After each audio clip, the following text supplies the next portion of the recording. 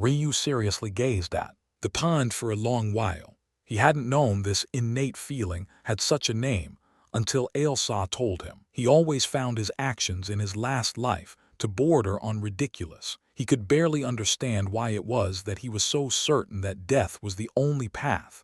Until now. In truth, Ryu didn't spend much effort understanding his heavenly pupils in his last life. Other than focus and third perspective, he didn't attempt to awaken any other abilities. In fact, he only awakened those two during his days of training before he turned 7 years old. To Ryu, his eyes were more of a bane than anything else, who knew that it was actually because of them that he could stand here today. Slowly, he gathered his emotions. Ailsa didn't speak as she patiently waited, understanding how he must feel. The moment Ryu felt his heart steady, he leapt forward. If others saw his ridiculous actions, they'd believe he had lost his mind, hoping into a pool that would lead up to his waist. The fact he still had his clothes on made it all the more ridiculous. However, they would be shocked to find that when Ryu entered the pool, there wasn't so much as a splash. In fact, not only did Ryu not cause a commotion, but he didn't get wet either. He completely disappeared into the seemingly inconspicuous pool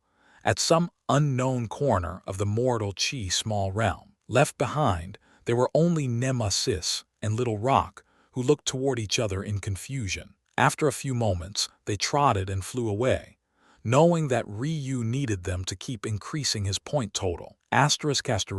Ryu felt as though he had been thrown into the depths of space. It was difficult to tell which way was up and which way was down, but the skies all around were filled with motes of light that resembled small stars. "It seems like your intuition really led you correctly," Ailsa said with a faint excitement in her voice. "Now I understand. This mortal chi small realm wasn't devoid of all energies besides mortal chi, because something was brewing with its higher grade chi. Its structure is like this because it's undergoing the birth of a true realm. You are incredibly lucky, little Ryu. There are very few people, likely less than the number of fingers on a single hand, who can predict the birth of a true realm.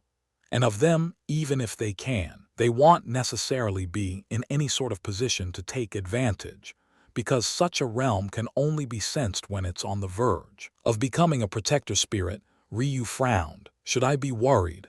He tried to speak, but nothing came out. "There's nothing to worry about. In fact, this may be the easiest benefits you gain in your entire lifetime. A realm heart at this stage is no different than an embryo in a mother's womb. Though it's not anywhere near as fragile, it has no ability to defend itself. Then what do I do? This space is known as the void. Some also call it the abyss. It's actually an incredibly dangerous place. Even sky gods won't travel around casually in." Ryu's frown deepened. "Didn't you just say there was nothing to worry about?"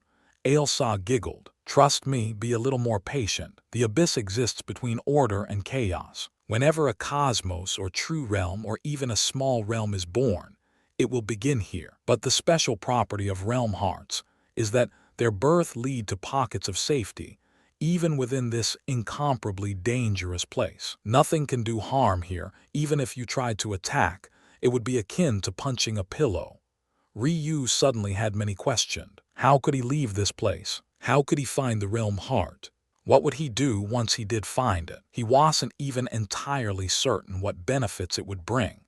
He only vaguely understood that it would be a great boon. For others, even if they ran across the opportunity, they wouldn't be able to take advantage. But you are different. The only shame is that even after so many years, this realm heart is still in its lowest state. The fact it can only produce mortal chi is proof of this. The next stage would obviously be immortal chi, and the next cosmic chi. But there's no need to lament this too much. Of the endless records my cultist clan has, it only has one instance of an individual absorbing an immortal chi realm heart throughout all of existence, and only 2 other cases of the absorption of a mortal chi realm heart. You will only be the 4th to gain this opportunity." Ryu smiled bitterly. This Ailsa was teasing him again. If she wasn't, she would have gotten to the point long ago. Okay, big sis will stop pulling your leg. Finding the realm heart is impossible. The only option you have is to make it find you. How do I do that? your focus ability. Remember, the realm heart has no intelligence. It acts purely on instinct. You must make yourself feel familiar to it, to make it approach you and willingly fuse with you. The names of the states of meditation aren't just for show. Each step brings you closer to fusing with the heavens themselves. If this was a cosmic realm heart, you would need to enter one with world. But since it's only a mortal realm heart, you just need to enter a state you've entered twice before breath of world.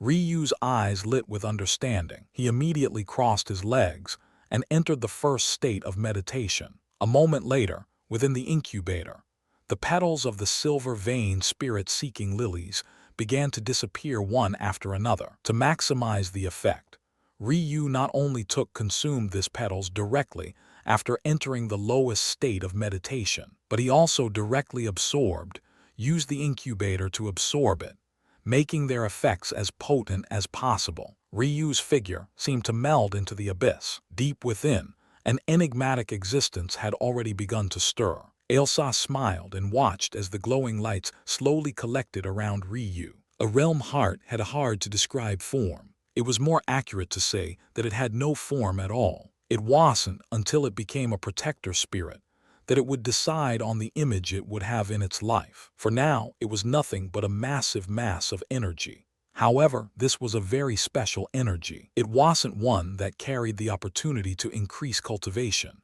but rather held something more enigmatic that was hard to explain. The realm heart was essentially a special life form. In fact, it was a life form that all other life forms are birthed from. Sometime countless epochs ago, some unknown realm heart allowed the birth of the first human. Even before that, one allowed the birth of the first phoenix and the first dragon, and so on. Of course, this mortal realm heart had no ability to birth such creatures. Those true realms that could give birth to novel species were incredibly rare even among cosmic realm hearts that evolved into protector spirits. This aside, simply absorbing this energy would be a foolish waste of this realm heart, namely because Ryu couldn't cultivate.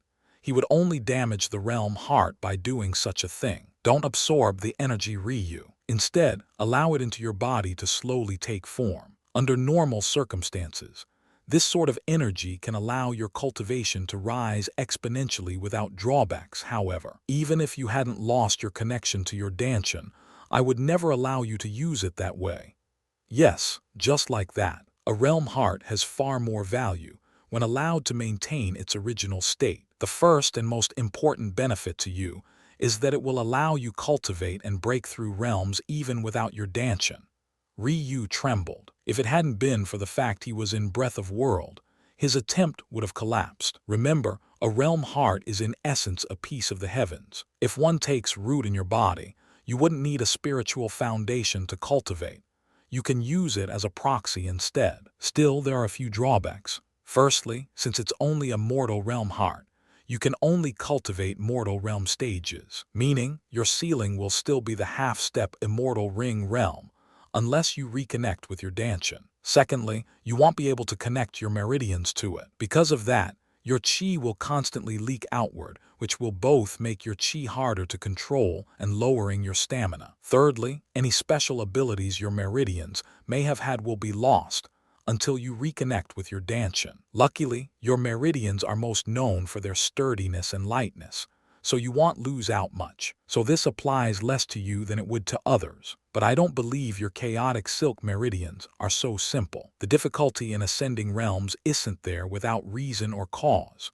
Ryu understood what Ailsa meant. Even if it seemed he wasn't losing out much to this third drawback, there may be many hidden things he was unaware of. For Ailsa, who always seemed so knowledgeable, to actually know so little about his meridians spoke volumes to the kinds of secrets it might have. Where there's bad news, there's also good news too. Your control of essence will reach an unprecedented level. So, when it comes time for you to reclaim your danchan, completing your subsequent severings won't be as stressful.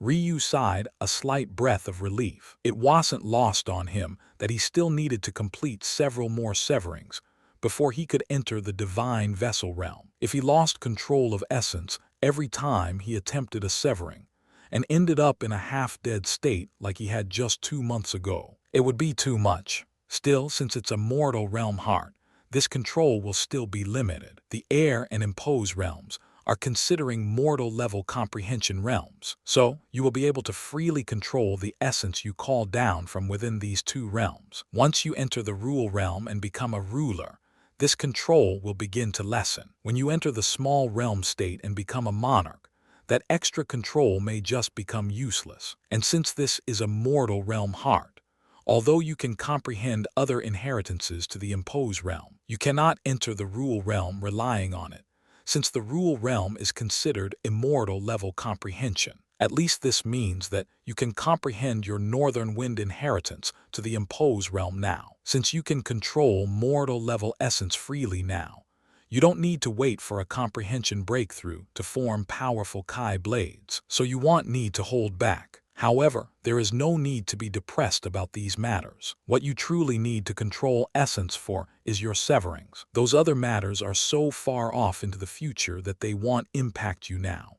Ryu felt a slight headache coming along. Every benefit seemed to have such heavy restrictions. Was this really a once-in-a-lifetime treasure? It sounded more like a con to him. This restriction didn't seem too bad on the surface, but everything Ailsa spoke of essentially made his realm heart useless after entering the immortal realms. But Ryu's greatest enemies were within the cosmic realms. This sad reality almost made him want to throw away this so-called treasure entirely. Ailsa smiled, seeing through Ryu's thoughts. Things are obviously not this simple, or else it wouldn't be such an outstanding treasure. One benefit is the nurturing of origin grade and unique grade treasures. The birth of a realm heart is usually accompanied by the manifestation of countless treasures. Not all of the world's creations are forged by human hands. The disciplines of blacksmithing or alchemy, or even formation mastery, were all learned from observing the heavens.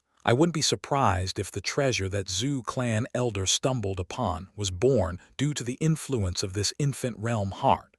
Ryu felt his heartbeat with a fiercer thump. Slowly but surely, the veins or arteries of his heart valves slowly turned a golden hue. The instant you fuse with the realm heart, it will begin nourishing your northern heavenly wind and your origin flame. In addition, the incubator and glove of order will gain lesser, but still tangible benefits, as though being re-refined by the heavens themselves. The realm heart will be able to nourish your heavenly wind and origin flame to 1% completion. Before Ryu could cringe, Ailsa continued, "Don't look down on this singular percent. It holds unprecedented power. Such origin-grade treasures are only meant to be wielded by sky gods. Do you believe every cosmic seed realm expert is like your mother and has completed such a treasure? Can you imagine the strength of a 1% of a treasure meant to be wielded by sky gods? Put this into its proper perspective. Even an expert on your grandparents' level isn't worth a single percent of a sky god. Of course, this obviously won't give you 100th the strength of a sky god, but the benefits will still be immeasurable. Right now, your heavenly wind allows you the speed of an entire cultivation realm above. Once it reaches that singular percentage point, gaining the speed of 2 cultivation realms above your own won't be impossible. As for your origin flame, its true abilities will begin to manifest. Your mind will be clearer, your comprehension abilities will take a massive step forward, and it will no doubt use its abilities as Emperor of Flames to help the hidden abilities of your other flames to awaken faster. Ryu finally felt a weight on his heart drop. At least he could work with this. Of course, he knew that the northern heavenly wind's ability to allow him to jump realms of speed would lessen as the gap between realms largened. And he also knew that comprehension abilities were relative to your cultivation realm. But these were still results he was happy with. "Did you think this was all?" Ailsa said with a mischievous smile. "With the realm heart, I will be able to display more of my true strength as well. Since it acts as a stand-in for the heavens, it can project its own ethereal realm as well, lessening the burden on the both of us. Of course, this will be limited to the half-step immortal ring realm, since it is only a mortal realm heart. But this is already more than enough. I will be able to do much more for you like this, and my senses will sharpen considerably. and won't be as dampened by this plane of existence. However, this pales in comparison to the true benefits that can be split into three categories: evolution, natural enlightenment, and recognition. Ryu didn't know what the other two meant, but when he heard natural enlightenment, he tensed up. Evolution. The realm heart evolves incredibly slowly on its own. After all, it lacks intelligence and must remain in the abyss to protect itself. Plus, it has to sustain the existence of its small realm, or else it will all be for naught. However, once you leave this place, two of those issues will be solved immediately. Firstly, you will be far more intelligent in guiding it. And secondly, this small realm will collapse when you take its realm heart out, thus relieving it of a massive burden. Though even I can't fathom the amount of treasures that would be necessary to evolve a realm heart to even the immortal realm heart stage, let alone any higher, it would still most definitely be worth it. Your best option would be to begin to swallow small realms one after another, beginning with this one, of course.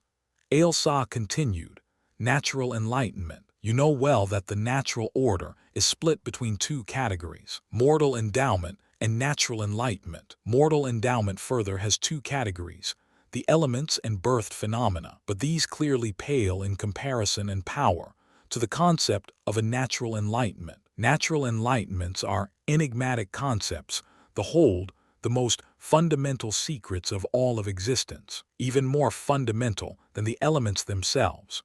Every realm heart is the key to a natural enlightenment, and though I'm not 100% certain which natural enlightenment this realm heart contains, I can guess that it likely has something to do with vitality, recovery, and regrowth. Thinking of quick growth rates of the vegetation and foliage all around the mortal chi small realm, Ryu could understand why Ailsa would think this. Finally, there's recognition. It's said that it is impossible to gain the full support of a protector spirit unless one has a realm heart or can enter the breath of quintessence state of meditation. Unfortunately, even the spirit-seeking lilies cannot horseshoe you into the highest state of meditation like this. But now that you have a realm heart, refining a protector spirit and becoming the true owner of a true realm isn't impossible. These are just the core benefits, but there are many smaller but still potent goods that you can slowly come to understand, one of which is related to making tribulations easier to handle. Maybe now Ryu didn't understand the magnitude of these words, but one day he would understand why Ailsa left recognition for the very last. As for the current Ryu, he was thinking of something maddening. Even though he could now cultivate, his meridians were still connected to nothing. So how could he possibly continue with his severings? To make things worse, his cultivation speed would drastically slow down due to the constantly leaking energy. So he thought, to hell with it all. Why not skip the spiritual severing realm entirely and directly attempt to pry open his divine vessels? His meridians were the supposedly made of the third strongest material in all of existence. Right. It was this very double-edged sword that landed him in this situation in the first place. Well, since they were so grand as to put him in this predicament, why not truly put them to the test? The reason one must complete their severings first was because Kai refinement meridians were too fragile. Only by tempering the meridians with severings would one become to withstand the energy influx that resulted from opening one's divine vessels. However, for Ryu, who had chaotic silk meridians, would this really be a problem? I will skip the realm entirely. Ryu's eyes flashed. Though Ailsa's lip twitched, in the end, she didn't lift a finger to stop him. Since Ryu wanted to lift a massive middle finger to the heavens' so-called order, she'd let him do so. Who said one couldn't always complete their severings later on in cultivation? Neither yet understood that the decision they took today would birth the chaotic silk meridians in its truest form for the first time in countless epochs. Who would have ever believed that meridians already given the highest ancestral grade would actually have still been underestimated to this extent? Ryu nodded. Meridians were a lot like blood vessels, although they were a separate organ system. It was obvious that it couldn't expand indefinitely without some special considerations. The spiritual severing realm is what allowed for this consideration, An expert of that level could essentially make their meridians larger than they appeared from the outside, almost like creating its own inner space. However, Ryu was trying to skip this step. Though he believed his meridians were more than sturdy enough to handle it, there was another problem. He didn't have enough energy to pry his Kai vessels open. Had he been too rash? Trying to open his Kai vessels now was like trying to break open a fort with a toothpick. He didn't have enough energy to succeed. Ailsa smiled. "Don't worry, Big Sis will help you with your reckless actions this time. Finish fusing with the realm heart and return to the small realm first." Hearing Ailsa's words, Ryu focused on the task at hand. The almost ethereal feeling in his heart grew. Slowly but surely, Ryu began to understand what Ailsa meant by the realm heart having many more abilities he could only slowly begin to comprehend. For one, Ryu now felt that even if someone stabbed him in the heart, it would now only be a minor injury, whereas in the past, it would have been fatal even with his ice flame. The realm heart was an ethereal plane being. By fusing with it, Ryu's heart now also existed on two separate planes. This might very well save Ryu's life in the future, even if the portion of his heart that existed on the real plane was injured. The portion that existed on the ethereal plane would sustain his life for long enough for the initial injury to heal. Of course, if Ryu was being attacked by an individual adept at existing between both the real and ethereal planes like Ailsa, he'd be dead no matter what. Wow, with my vitality, if I somehow managed to shift my brain to the ethereal plane as well, wouldn't I be near undying? The days sped by one after another. When Ryu finally completed the fusion, he felt as though a breath of life had been breathed into him. "I'm immortal." Ryu's eyes blinked with surprise. Immortality wasn't something cultivators gained until completing the Path Extinction realm and stepping into the Tao pedestal realm. It was only then that one's life was sustained not by vitality, but by comprehension. Essentially, one was effectively immortal after entering this realm. As long as your martial path remained sturdy and didn't waver, you could theoretically live until the end of existence itself, although such a thing was impossible in action. Yet, Ryu had reached this state as a Kai refinement realm pup, even though this so-called immortality wasn't immortality in its truest sense and definition. For the current Ryu, living a few thousand years wasn't a problem. For context, the divine vessel realm gave one about 1,000 years of life on average. The connecting heaven realm gave about 10,000. The immortal ring realm provided another factor of 10 increase. Ryu could essentially outlive an immortal ring realm expert, even if he never cultivated again from this point onward. Maybe to regular cultivators, this matter didn't mean much, but to Ryu, who had lived his first life with his lifespan constantly looming over his head, he almost couldn't stop his eyes from watering. In the end, he closed his reddened eyes, controlling his breathing. Ailsa smiled lightly. "You big dope. Is there a need to pretend to be emotionless all the time? Big Sis' greatest hope is that you will become that wide-eyed, smiling little boy again." These words weren't heard by Ryu, but Ailsa only said them for herself. "It seems that the abyss is no longer so dangerous for me," Ryu said after recollecting himself. "That's another benefit. Those with realm hearts can explore the abyss more freely. After all, what are realms if not safe havens within the void?" Ryu nodded. All true realms floated within certain coordinates of the void, or abyss. They were the only locations life could flourish. So, of course, realm hearts and the like had the ability to protect from its dangers. But because you have the lowest ranked realm heart, you are still limited in where you can go. Also, even the natural environment of the abyss can't harm you under normal circumstances. There are many other dangers involved. I don't advise exploring it before you're ready. I will follow your words." Ryu agreed. "But how do I leave this place?" Ailsa giggled. "You should now feel a special connection with the mortal chi small realm. Follow your heart." Literally, with Ryu's intelligence, it didn't take much pushing for him to understand what he must do. In what felt like an instant, he had already reappeared by the very pond he had entered to begin with. Wow! Ryu suddenly felt a blissful rush surge into his body. His spiritual sense was only 20 kilometers wide, but somehow he could sense every inch of this mortal chi small realm now, all several thousand kilometers of it. This is another benefit, though this realm will collapse after you step foot outside and leave. While you remain here, you can sense every aspect of it, every life form, every growth, every hidden treasure, everything. Nothing will be hidden from you. After all, this is now your domain. Ryu felt a sudden bittersweet feeling. Do I really have to give this up after I leave?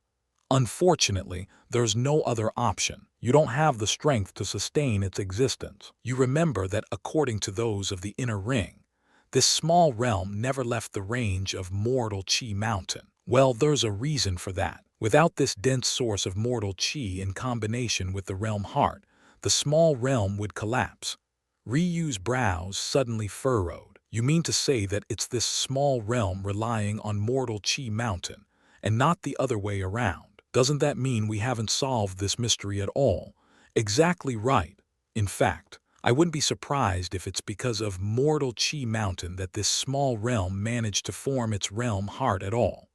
Ryu sucked in a cold breath. He thought everything was over after he found the realm heart, but things turned out to be far deeper than this. Shaking his head, he focused on the task at hand. He had an obligation to represent the Loom clan, which meant he only had a month and a half left to snatch all the resources of this mortal chi small realm for himself. It seems that gathering enough Kai stones to open the gate to the moon realm won't be much of a problem for me anymore.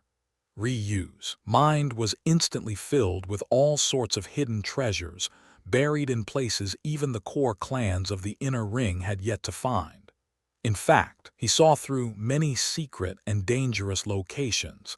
They hadn't even dared to step into that wouldn't pose any problem for him, thanks to the realm heart. The wealth here was so astronomical that even though these were all resources of the mortal grade, they could only be sensibly counted in immortal chi stones. Don't forget that, if you're planning on entering the divine vessel realm, the cost of opening the gate to the moon world will increase again.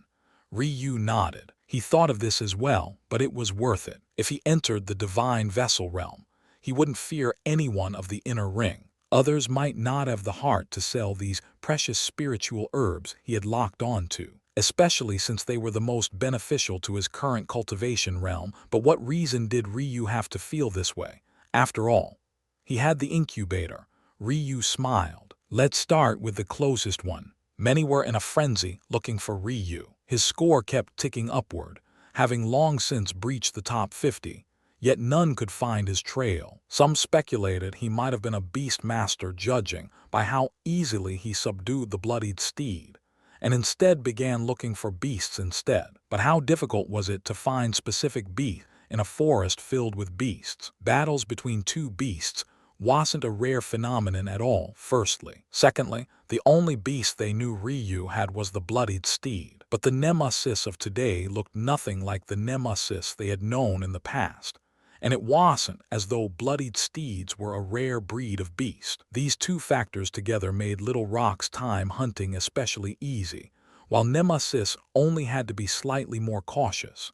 As for Ryu himself, it would be a joke for even an immortal ring realm expert to attempt to find him when he had the advantage of space and time. His cloak wasn't a treasure of the shrine realm without reason. So, while the Zhu clan and the core region geniuses searched for him, Ryu was leisurely jumping from resource to resource, only taking the most valuable for himself, while leaving their nurturing to Ailsa, who hummed away with a pleasant smile on her face within the incubator. Though Ailsa was in quite a good mood, Ryu was frowning. It wasn't because he had run into some sort of large problem, but rather because his body was emitting a smell so horrible that even Ailsa refused to sit on his shoulder any longer. She hadn't just entered the incubator to care for their new goods, but also to stay away from Ryu.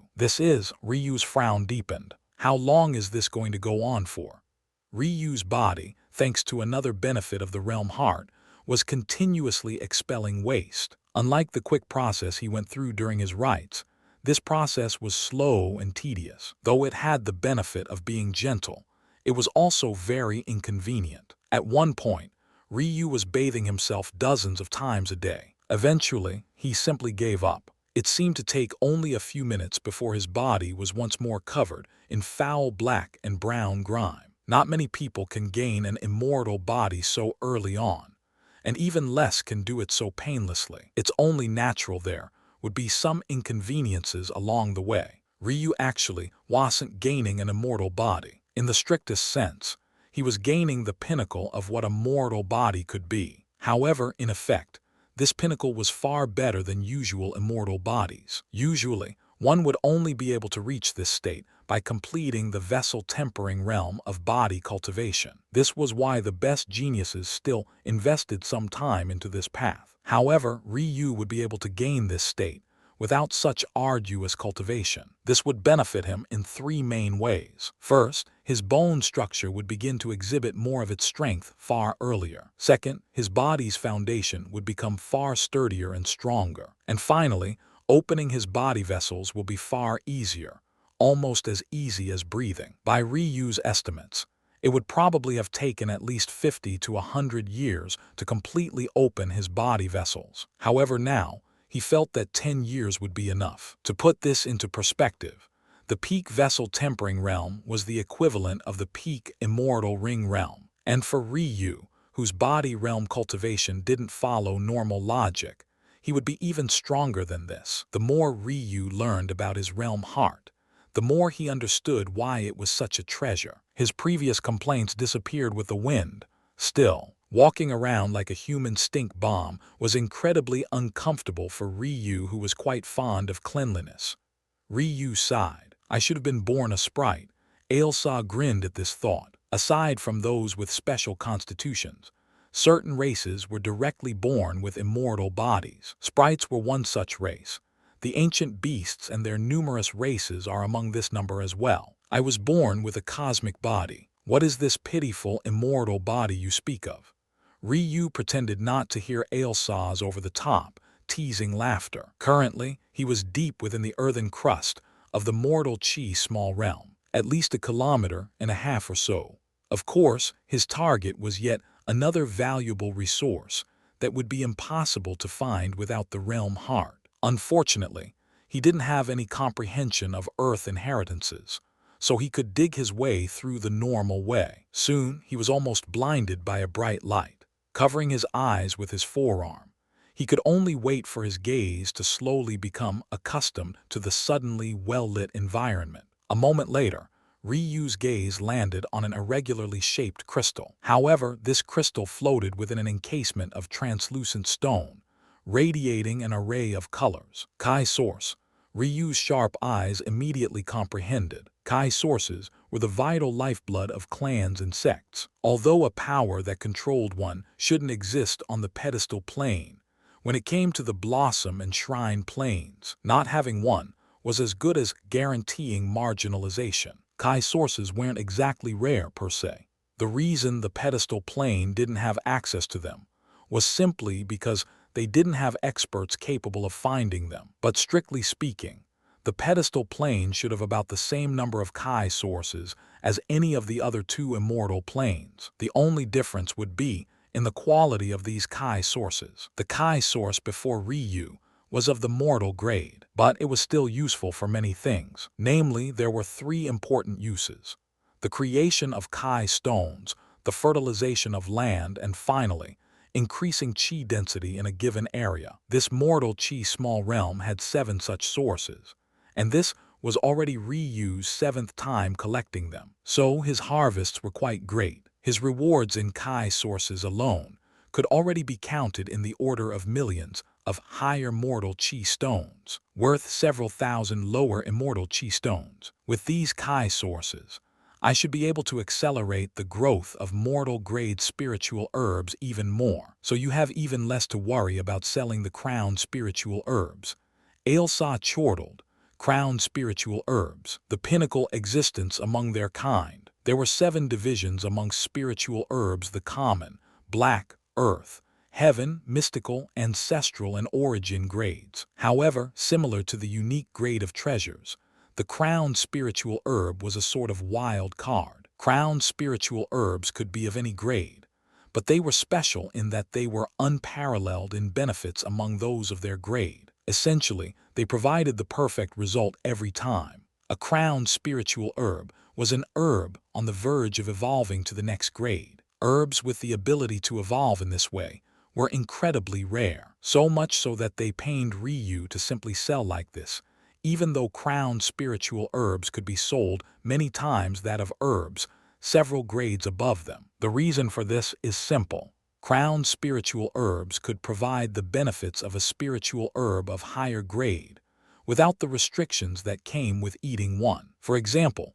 a Kai refinement realm expert could only consume black-grade herbs at best. However, if they found a crown black-grade spiritual herb, they could consume it and gain as many benefits as if they had consumed an earth, or sometimes even heaven-grade herb. Ryu himself had only had a few of these spiritual herbs in his first lifetime. As a man who had had a weak body, his parents had relied on such spiritual herbs so that he could extend his life without dying. But even then, the total wouldn't exceed 100. 100 may sound like a lot, but it had to be considered that Ryu was the scion of the most powerful clan, of the most powerful plane of their shrine realm. In addition, his life depended on these herbs. To only have 100 in a 1,000-year time span was enough to prove the rarity of such herbs. On top of this, it also had to be considered that Ryu could only consume crown common grade herbs. After all, his body was too weak to consume anything better. Yet it still only totaled less than 100. The reason for this rarity was obvious. Unless such an herb was found in time,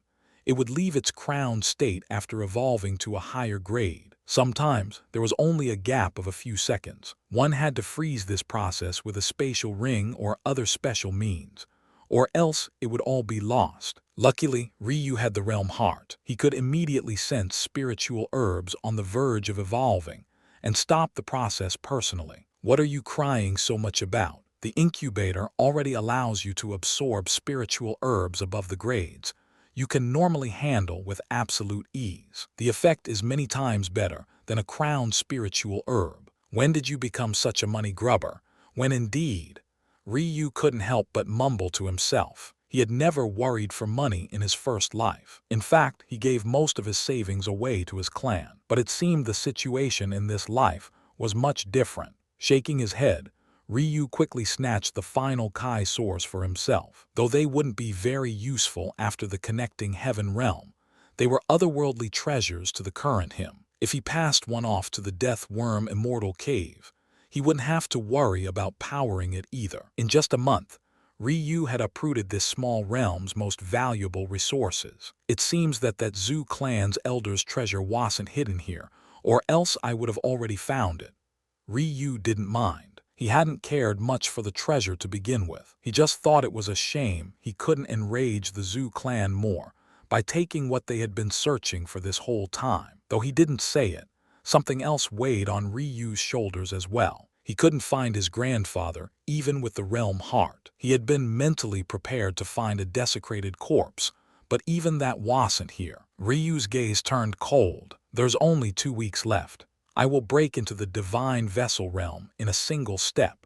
Ryu didn't bother to leave the underground space. His senses immediately trained on a particular herb planted within the incubator. Peak black-grade spiritual herb, hidden vessel wings. It was the flower from a bush-like main body. Its center was a puffed outward with a pure and fluffy, almost cotton-like substance. However, the reason for its name were the patterns that could be found on the leaves attached to its stem. These patterns cut the leaves almost like pinecone seeds. However, instead of taking a rounded appearance, they remained flat. This gave the leaves the appearance of green wings. For breaking into the divine vessel realm, there was no better spiritual herb. In addition, its earth-grade evolution, awakened vessel wings, was excellent for awakening subsequent spiritual herbs. Ryu was very lucky to find a crown of this spiritual herb.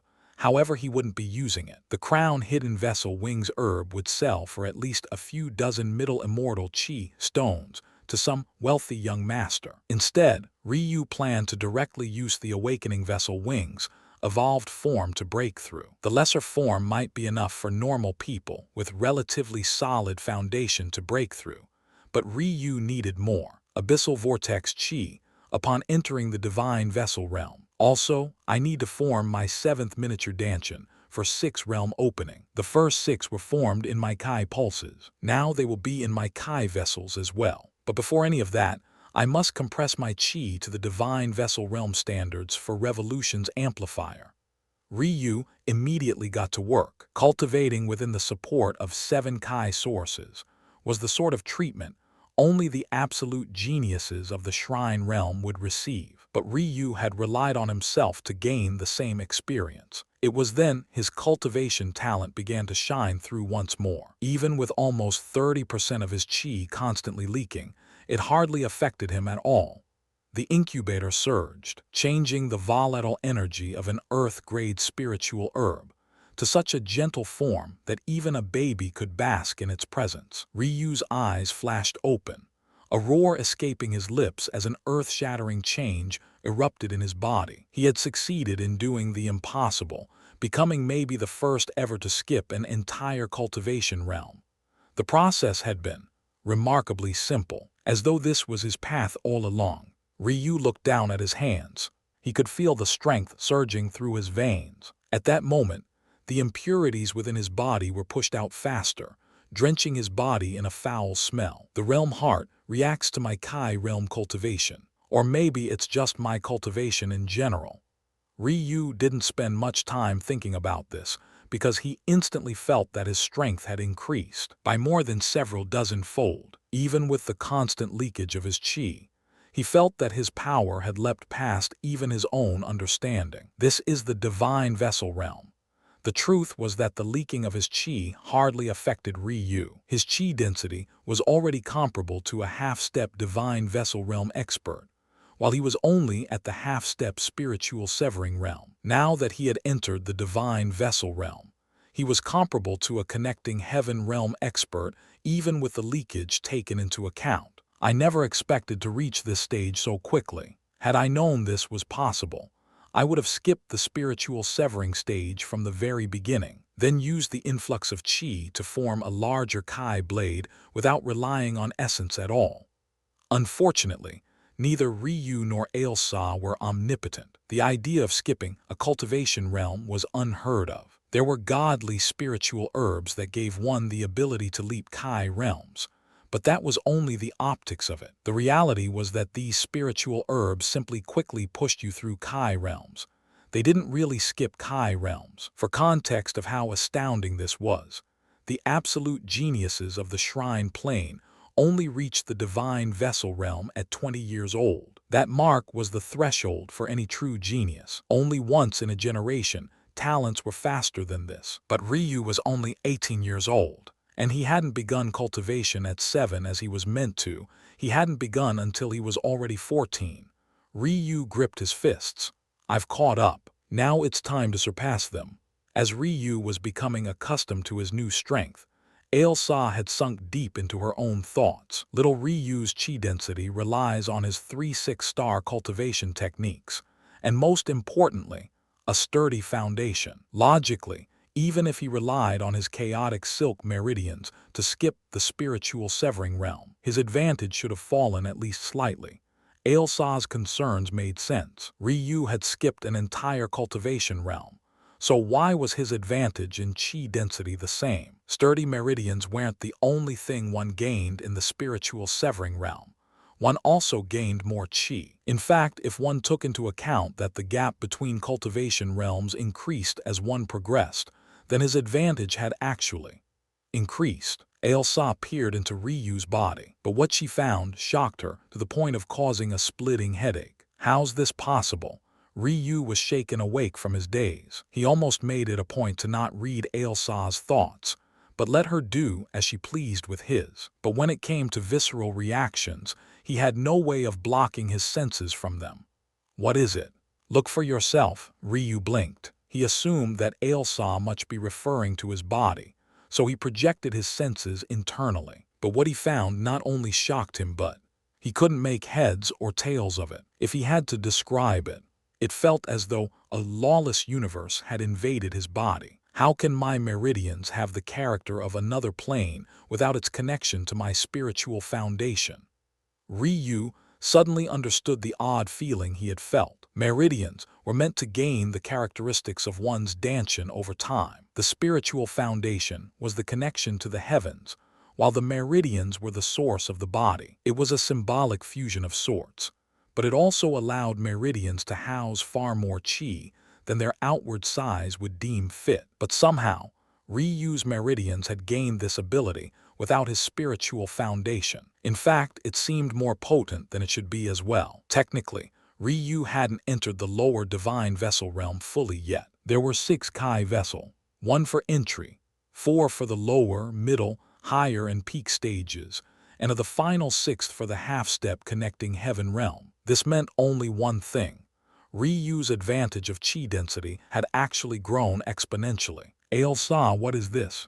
It's a new path. These words were simple on the surface, but they made Ryu tremble. How many countless epochs of existence had already passed? How many cultivators had existed? How many clans and sects had risen and fallen? How infinite was the number of realms that existed? Something like a new path hadn't been created for countless generations, doing something that no one had ever done before, that no one had ever thought to do before. It was unheard of. It seems that even the records of my cultist clan were wrong about your chaotic silk meridians. Actually, it seems that maybe everyone was wrong about them. On the surface, your meridians seem to be great enough. Though their function is simple, it's potent. You can hold and sustain far more chi than practically anyone in existence. In addition, your cultivation can be far more violent than others without worrying about injury. But it seems that this is only the surface ability of the chaotic silk meridians. The true abilities won't manifest outside of extreme cases where you ignore the order of the heavens. It seems that your failure wasn't actually a failure at all, but a heavenly blessing. Ailsa's gaze shone with a complex light. She should be happy, but she was actually conflicted. She wanted to lead Ryu to the becoming the best he could be, but in the end, it was only because of her failure that he would have this opportunity. Were the heavens playing a game with them? The very Ailsa who believed fate's grasp wasn't so easy to escape was now lamenting that this was in fact true. She couldn't understand it. What does all of this mean? Ryu couldn't help but ask. The dim light of Ailsa's gaze regained their fire. There was no greater honor for a cultist fairy than pioneering a new path for the life partner. She couldn't allow the resolve she cobbled together, just barely, to crumble so easily. She immediately entered her true form, forcing Ryu to remove his upper garments so that she could place her palm on his back. Relax and allow my chi to flow. After a few moments of silent deduction, keeping her eyes closed, she began to speak. I'm beginning to understand, in part. Your chaotic silk meridians are indeed connected to another plane of existence. However, I cannot see what this plane is or where it's from.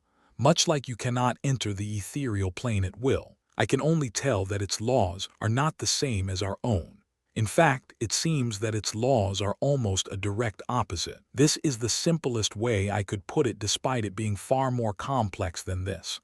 Another plane of existence.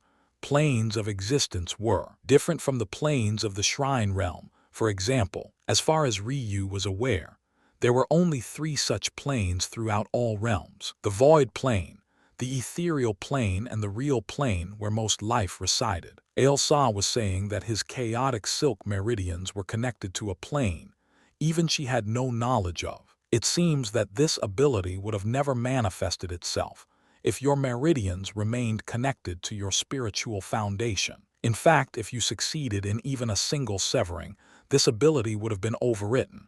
Ryu's eyes widened. Does this mean I have to give up on my spiritual foundation forever or make a choice between them? Ailsa's brows furrowed. I can't give you a certain answer, but my intuition says this isn't the case. Ryu sighed a breath of relief. This was enough for him. This, let's call it the chaos plane, was a very minor characteristic of your chaotic silk meridians. This made it very easy to override with a single severing.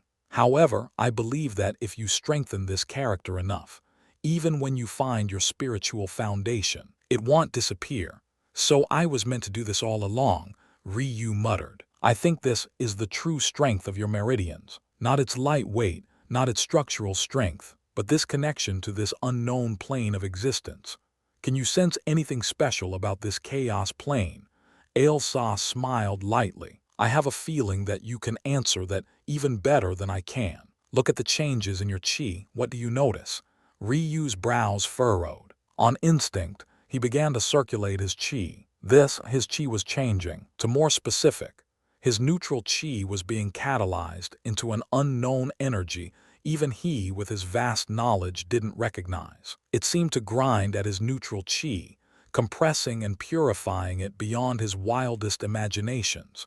Ryu punched outward. He hadn't even realized his own actions before he committed to them. It was all purely instinctual, but the result, it was unlike anything he could have expected. The earth so far below the surface was compressed into extremely solid crystals and ores. The only reason Ryu had managed to make it here was because he relied on the realm heart to avoid these hard vein deposits and dig through softer dirt. However, at this moment, he had punched toward these very sturdy minerals he had avoided before.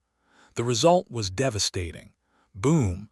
Everything crumbled. The underground cave shook violently, as though the whole world would collapse. By the time the dust cleared, all that was left was a horizontal hole of almost 3 meters in diameter, stretching forward for almost 100 meters. Ryu's pupils constricted into pinholes. This strength is of at least the middle connecting heaven realm, maybe even bordering on the higher stage. This new chi is likely where the true strength of your chaotic silk meridians lies. I'm afraid it's not as simple as being an ancestral grade kai. In fact, I believe it's no weaker than essence. Ryu's heart palpitated. You're saying that I can now freely control an energy on the same level as essence. No level of cool-headedness was enough for Ryu to maintain his calm. This is only the beginning, little Ryu. My instincts tell me that this energy is the chaos plane's representation of essence. It's yang to its yin or vice versa. As you know, the strength of essence you can call down varies based on your abilities. For example, the essence you call down as an heir pales in comparison to the essence you can evoke as an imposer. The concept here is the same. If you want to wield stronger and more potent forms of this chaos energy, you need to deepen your connection with that plane of existence. Ryu clenched his fists. Even if he had to give up his spiritual foundation, he was willing, but Ailsa had said there was no need to. He almost couldn't believe this windfall. With this, I believe opening the first 9 seals of your heavenly pupils will be as easy as breathing. So the troubles of finding your spiritual foundation should be a thing of the past. But I'm sure you know that finding it before your connection with that plane of existence is sturdy enough will erase all of these benefits. Ryu nodded. I understand.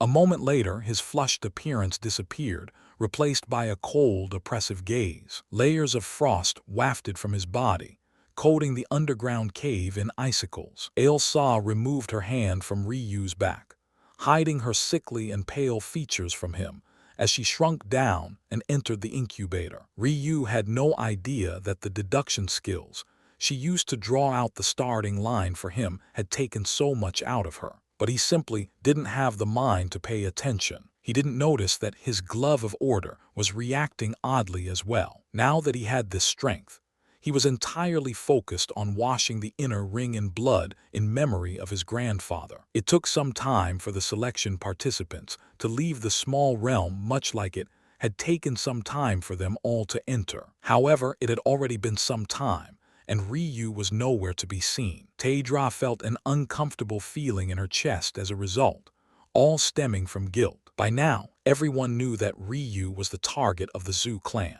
They had practically flipped the whole of the mortal chi small realm upside down in an attempt to find him. Yet they hadn't found so much as a single hair of his, let alone capturing him to seek revenge. Currently, they had all gathered on the peak of Mortal Chi Mountain. A portion had been flattened out to place a reinforced martial platform. Unlike other events, the selection was held in secret away from the public eye. likely to hide the underhanded actions of the core region from scrutiny. However, there were still projections of these events. This was likely so that if anything out of their control occurred, the feed could always be cut, and an explanation could be given later. It would have been quite a beautiful sight, being so high in the skies, had Tay not felt as though this was all the fault of their Loom clan. Had they not contracted Ryu, he would have never been forced to battle connecting Heaven Realm experts so far above him in strength. Then his corpse puppets would have never been exposed. What made her most uncomfortable was the fact Lu Xian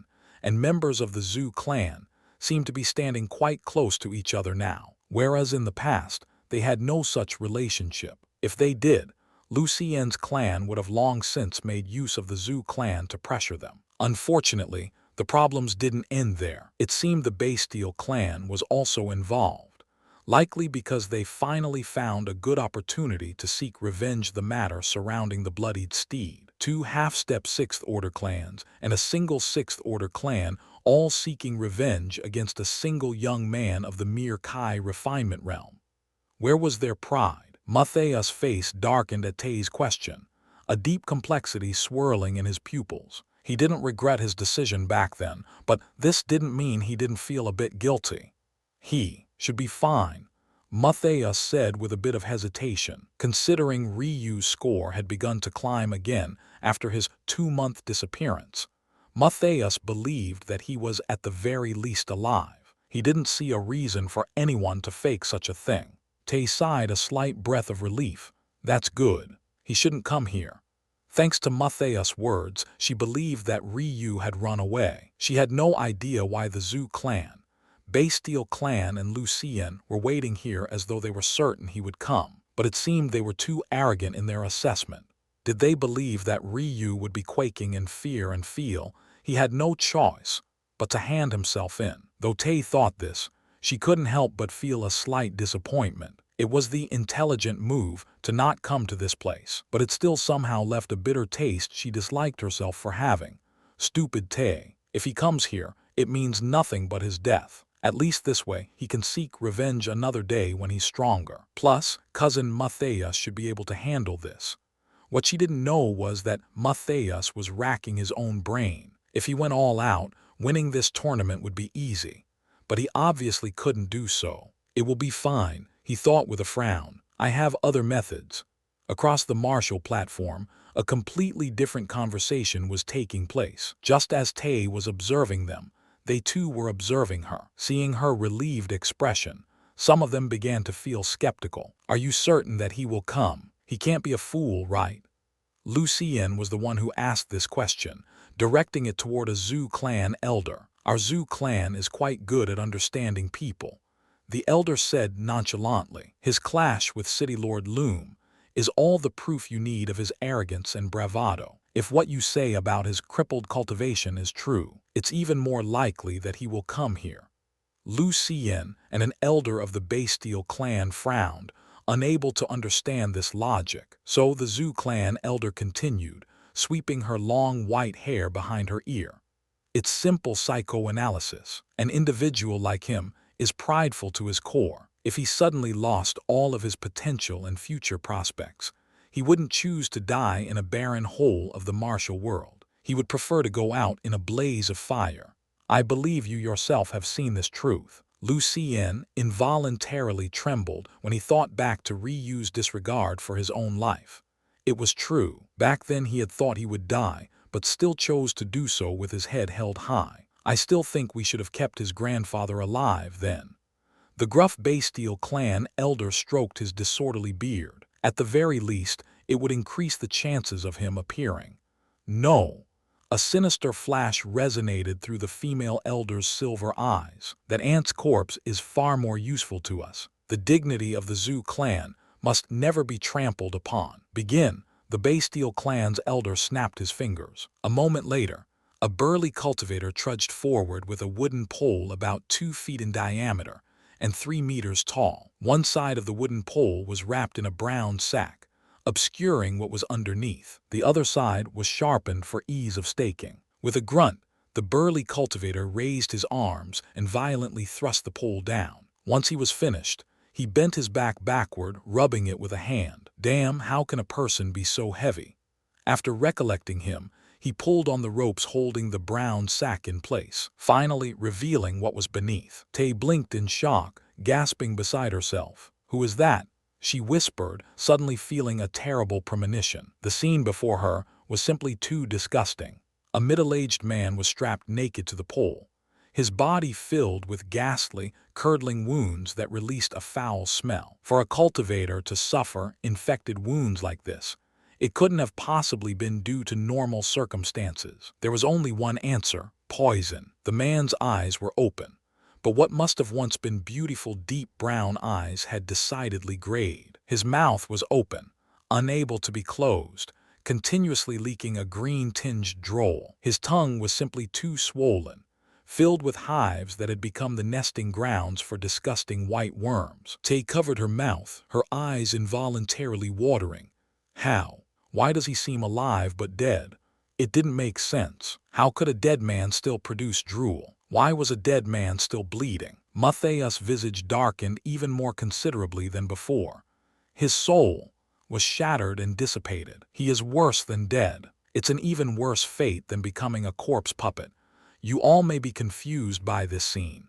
The Zhu clan elder stepped forward. She should have been a city-collapsing beauty, with gorgeous curves and long, slender legs that only barely peeked out of the slit of her long black dress. But there was something decidedly sinister about her that made them all avert their gazes. A few months ago, the corpse of our long-lost Zhu clan elder was finally found. We of the Zhu clan had put a lot of effort into finding the perpetrator, searching for a long year already. So one can imagine how devastated we were to find that our beloved elder, my very own junior brother, had become a corpse puppet pawn of this so-called throne Ryu.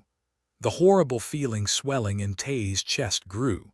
Her eyes reddened uncontrollably. We of the Zhu clan are a peaceful people, but we will not take humiliation lying down. Since throne Ryu has killed an innocent of ours, we've killed his grandfather. Not only the clans present, but those spectating the selection from afar also gasped in shock. Tay stumbled backward, clutching her chest. From their talk that night, Tay knew how much Ryu loved his family. Everything he was doing was for them. For one to die like this. So I have a message for this throne Ryu. If you do not appear this day and atone for your crimes personally, the Zhu clan will venture to your higher mortal plane and slaughter those you call family. For any who manage to survive, we will enslave them and force them into a life of servitude. Higher mortal plane. Many looked around confused. How could a throne of their immortal plane come from such a backwater place? We will force their children and their children's children into an endless cycle of torture and horror, and we will be sure to teach them all that all of their pain and suffering was because of a single coward who didn't dare to take responsibility. At that moment, an aura so cold that the mountain peak was descended into a snowy hell appeared. No one knew how, but a young man with his face obscured by a black and brown grime manifested before the stake and the ghastly corpse. He too seemed to waft afoul, but not a single person was thinking of this reality. His piercing eyes were completely expressionless as he stared at the corpse. His breathing was steady, his body didn't tremble, but the piercing aura only seemed to grow. No, Tay screamed in her mind. Why? Why would you appear? Ryu reached forward and closed his grandfather's eyelids. There was a dull pain in his chest he couldn't control when he noticed they resisted, but he closed them nonetheless. His hand moved again, this time piercing his grandfather's heart with a sharp chi. Like this, the once mighty Emil Tor had finally come to rest. Ryu cut his grandfather's corpse down. If one was watching on, it wouldn't be terrible of you to assume the two had no relationship whatsoever. Ryu's features simply left nothing to be read. In fact, you might be more drawn to the oddity of the situation. The very criminal the Zhu, Bastille and Lao clans were all searching for was right in front of them. But for some reason, not a single person made a move. Ryu caught Emil's body before it fell to the ground, laying it down carefully as his freeze talent surged. The infections that ran rampant throughout his grandfather's body iced over and shattered one after another. In just a few moments, Emil's body was restored to the point of him looking no different from a middle-aged man taking a midday nap. However, the fact this nap was interrupted by Ryu placing his body into a spatial ring shattered whatever dreams one had of a happy ending. Everyone knew the living couldn't enter such a space. Ryu rose from his kneeling position, turning back to the martial platform, and simply stood upon it as though nothing had happened. The expanse of white tiles, stretching 100 meters in every direction, made Ryu's lone figure seem incredibly bleak and soulless. The referee chosen for the second round of the selection didn't know what to do. This was supposed to be an elimination tournament, and it wasn't yet the Loom clan's turn. What was he supposed to do if this young man took the stage now? He looked around with a pleading gaze, but there was no one will to help him. Even the female Zhu elder who had just gathered herself was more worried about her own face. She had felt for a moment there that her mind went completely blank. By the time she awoke to her surroundings, her trophy had been cut down and taken away. This matter was yet another slap to the face of the Zhu clan. Her long nails dug into her palms as a furious gaze overwhelmed her delicate features. In the end, she forced herself to calm down. The only way to salvage this situation was by pretending as though this was her intention all along.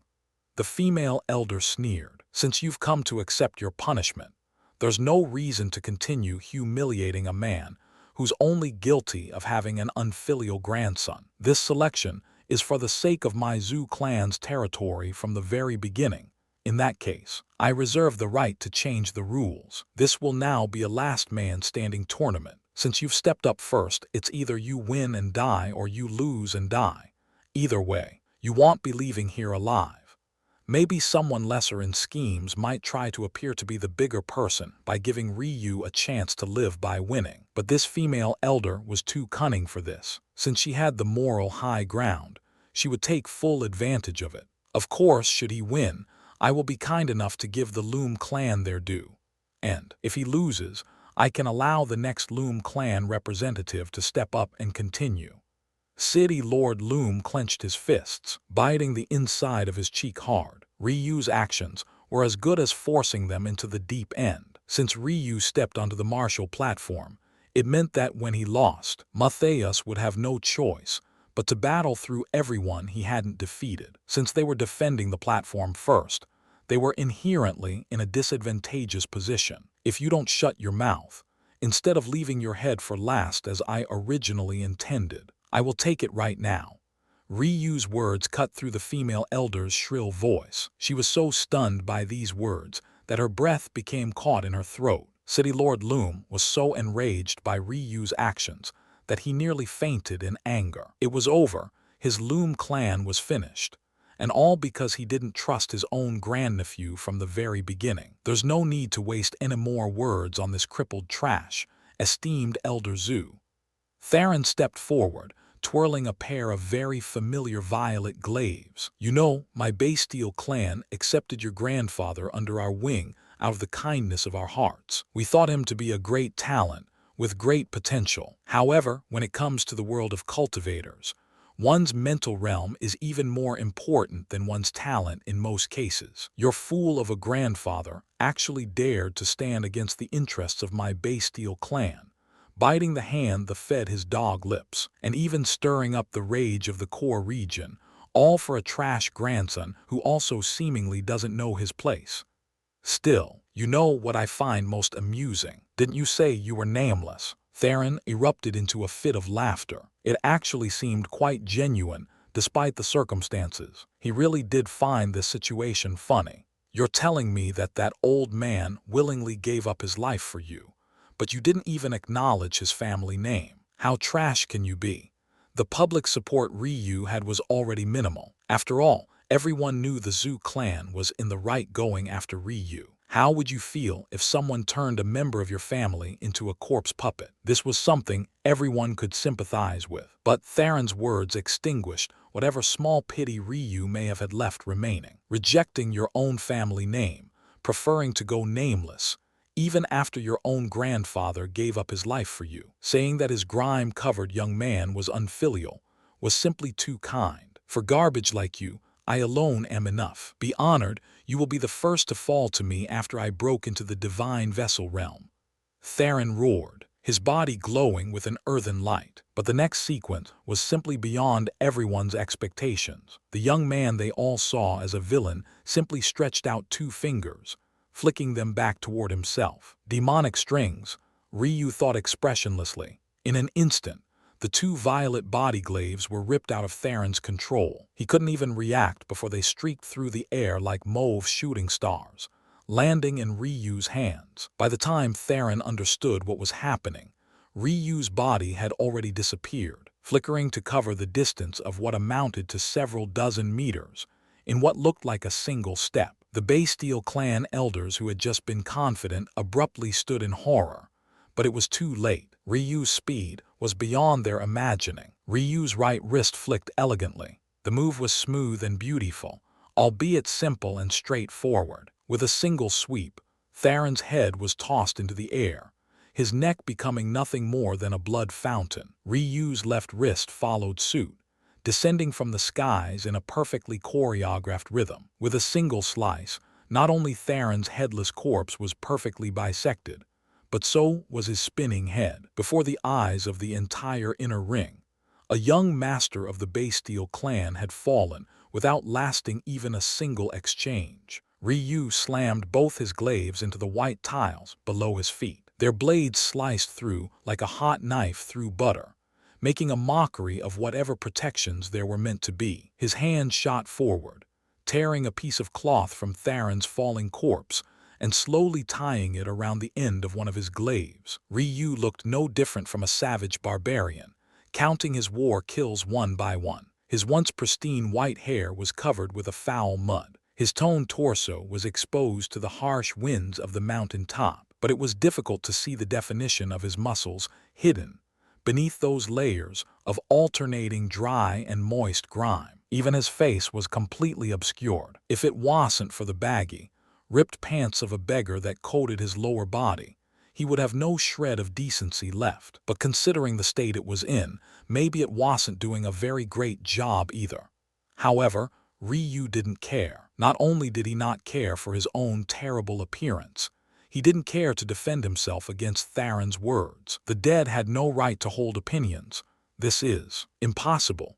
Lucien, Vigul, and Anbar were all thinking the same thing. The injuries Ryu sustained when last they saw him would have taken even them years to fully recover from. Why did it seem that Ryu was not only fully recovered, but also many times stronger than before? Plus, that technique he used to rip his glaives back from Theron, that was definitely chi. How could a cripple without a spiritual foundation use chi? Theron, the patriarch of the Bastille clan, roared out in anger. Even though Theron had already lost his heir position to his younger brother, this was still his son. Theron was still the premier martial talent they had among their younger generation. He might not have been fit to lead, but he would have become a pillar of strength for their clan nonetheless. He had the highest chance to break into the immortal ring realm in the future. Yet he died here, and not even in more than 2 swift strikes. Back down.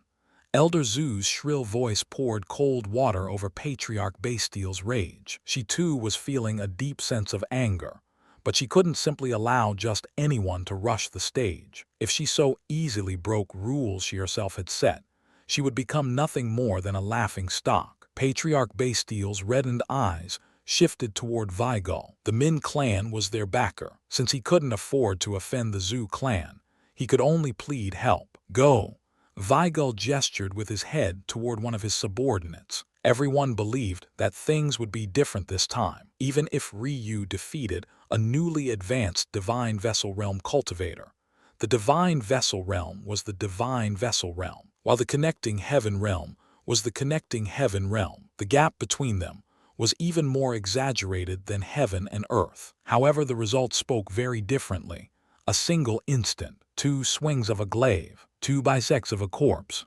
Another cloth was torn from the nameless cultivator's body, only to adorn Ryu's glaive. The Min clan cultivator's corpse began to subtly change.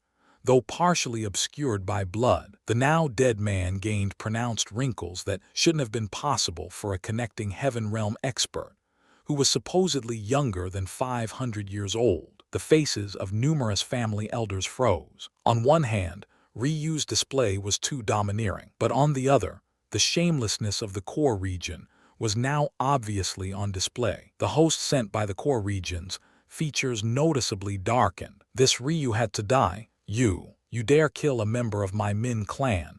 This is too cumbersome.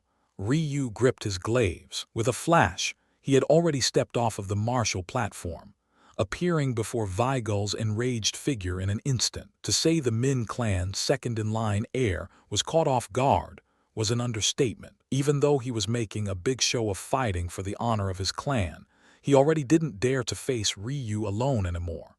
Lu Xian's eyes flashed. Do you really think you can do as you please here? His sword appeared in his hand, piercing toward Ryu without reservation. His heart was inwardly elated to think this fool actually gave them a legitimate reason to gang up on him. Your sword was already slow back then, and now it's even slower.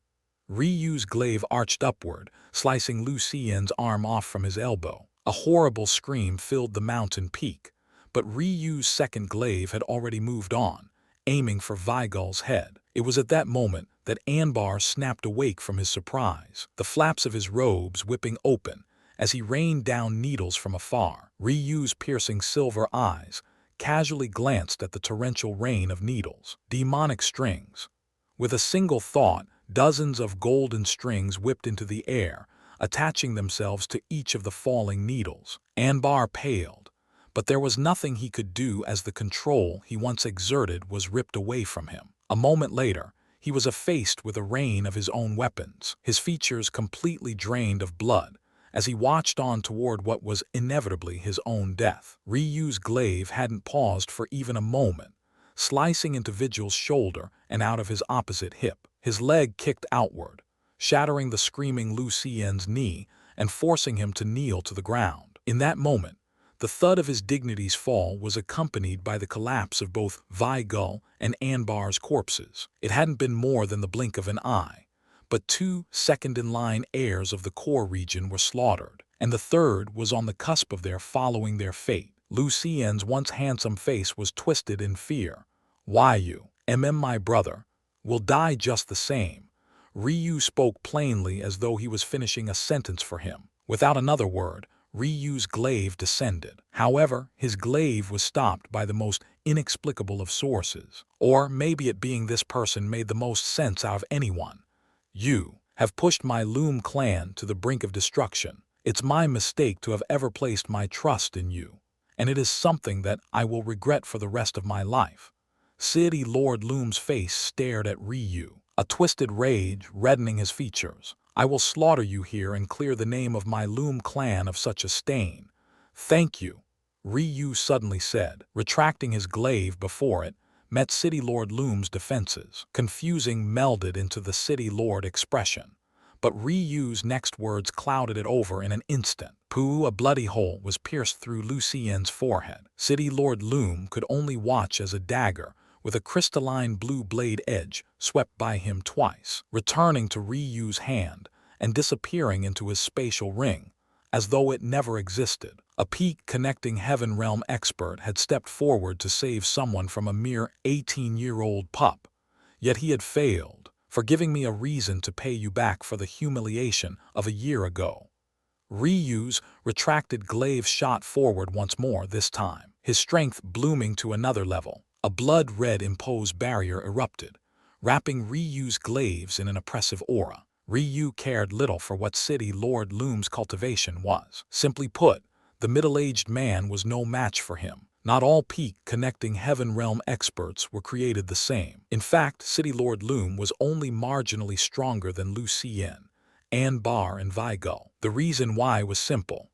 While those three core region geniuses all cultivated with 6-star mortal chi techniques at worst, City Lord Loom had cultivated to his current realm with a 4-star mortal chi technique. From the very beginning, his foundation was worse. Not only had he only been able to open 4 Kai pulses due to this limitation, but he had also only been able to open 4 Kai vessels as well. His cumulative foundation was far worse than those who used higher star cultivation techniques. Ryu only suffered at his hands a year ago because he was still too immature back then. Now that he had had more time to grow, a cultivator on the level of the City Lord couldn't enter his eyes. In an instant, City Lord Loom's rage was flooded away by fear. It was an emotion he couldn't control, one brought about by a vast difference in control over the natural order. His knees trembled, even though he struggled to hold himself up just as Ryu had done all those months ago. He didn't have the latter's unyielding personality. The heavy thud of him falling to one knee resounded through the silent mountain peak. Tay's muffled sobs were maybe the only inkling that there were others present at all. Just as City Lord Loom was about to lose control of his only raised knee, he suddenly felt a hand on his shoulder that alleviated the pressure he was feeling. "I think that's enough," Matthias said emotionlessly. Ryu's gaze met Matthias, his only expression equally as expressionless. "Consider my sparing him the final repayment the Loom clan will gain from me. Our ties are severed from this day forth. The next one among you who attempts to interfere in something they shouldn't, I will kill without hesitation."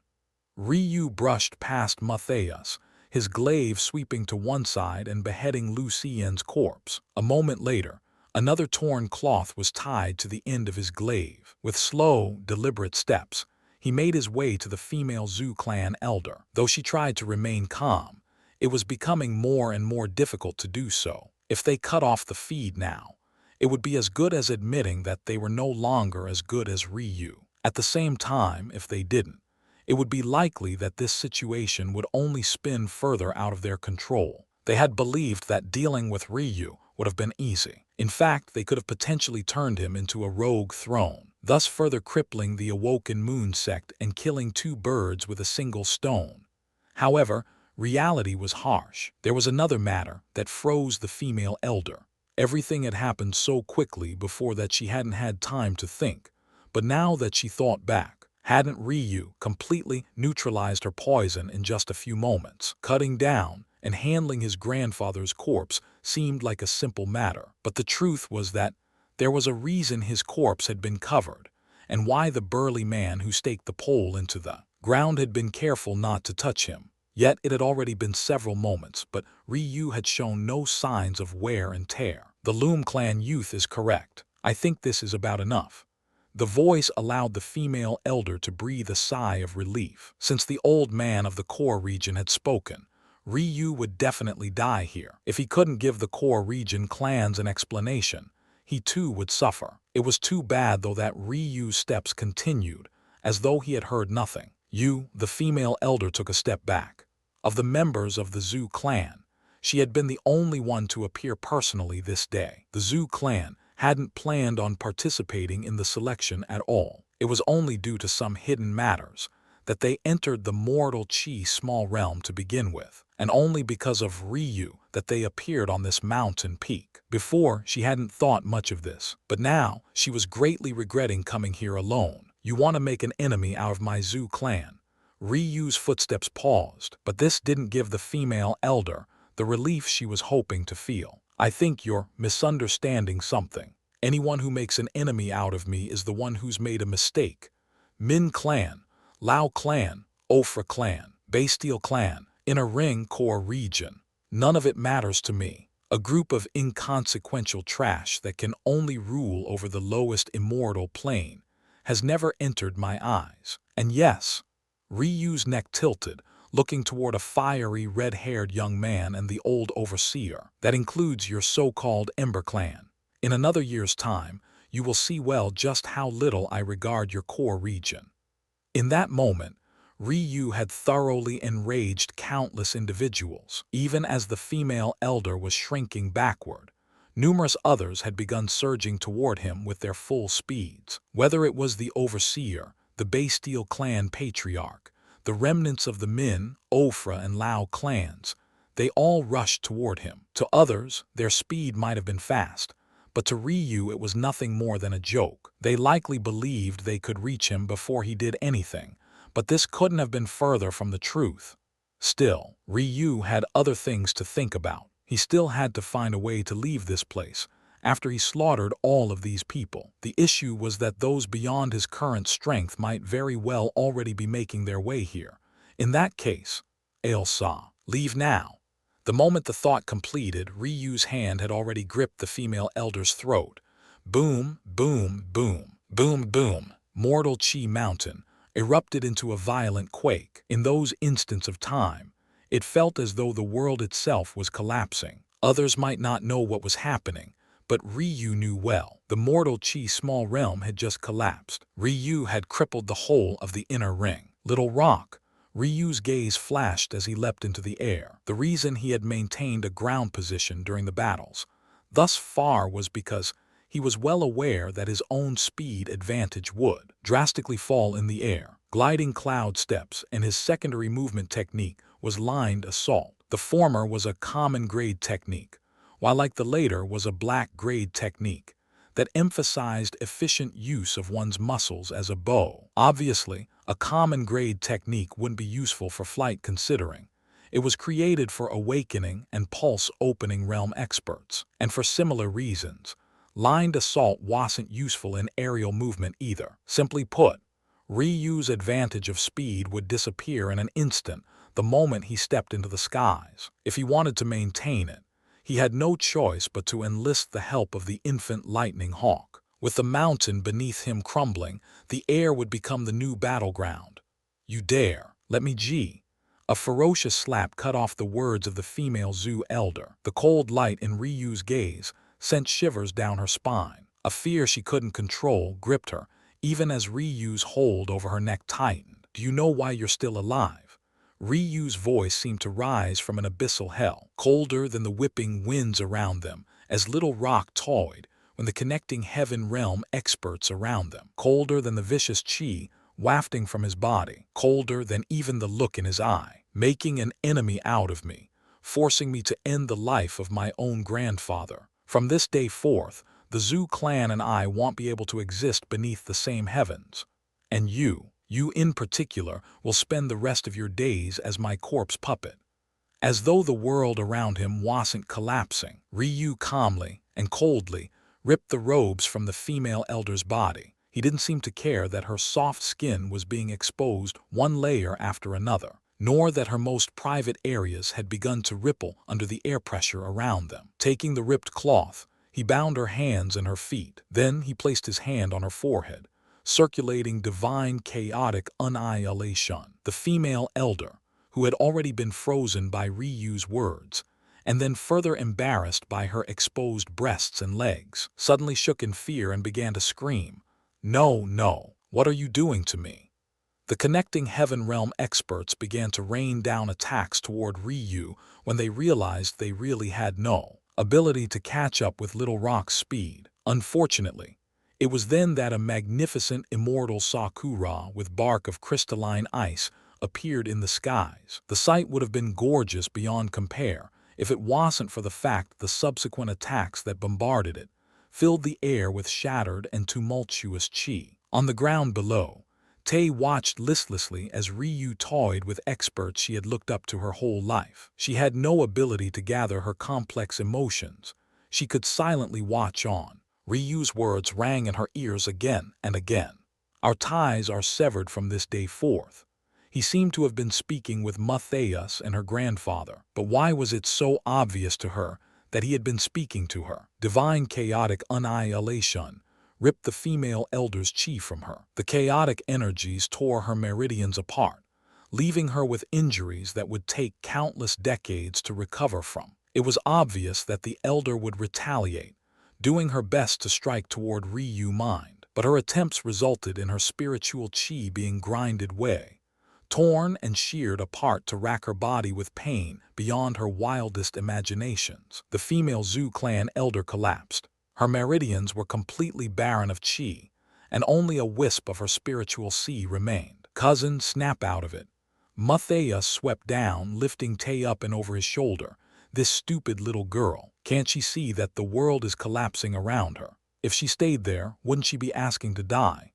Matthias was greatly frustrated. He too seemed to have complex emotions he couldn't deal with. By all rights, he should be enraged with Ryu for the way he treated his grand uncle. In fact, maybe he should be going all out to kill him as well. But for some reason, he couldn't bring himself to do so. In fact, a small part of him felt that he was at fault, even though he could think of nothing he did wrong. Little Ryu, something will happen very soon.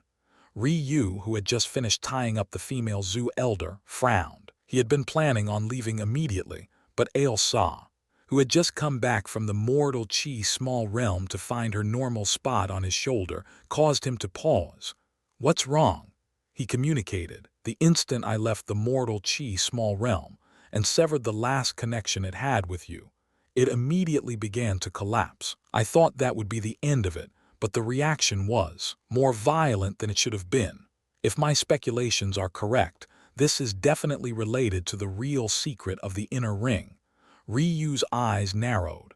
This was a problem. He had just enraged the whole of the inner ring. It was very likely that the true strength of the Zhu clan was making its way here as they spoke, not to mention the Bastille clan and the others. Plus, those Ember clan members had yet to make a real move. Could he afford to stay now?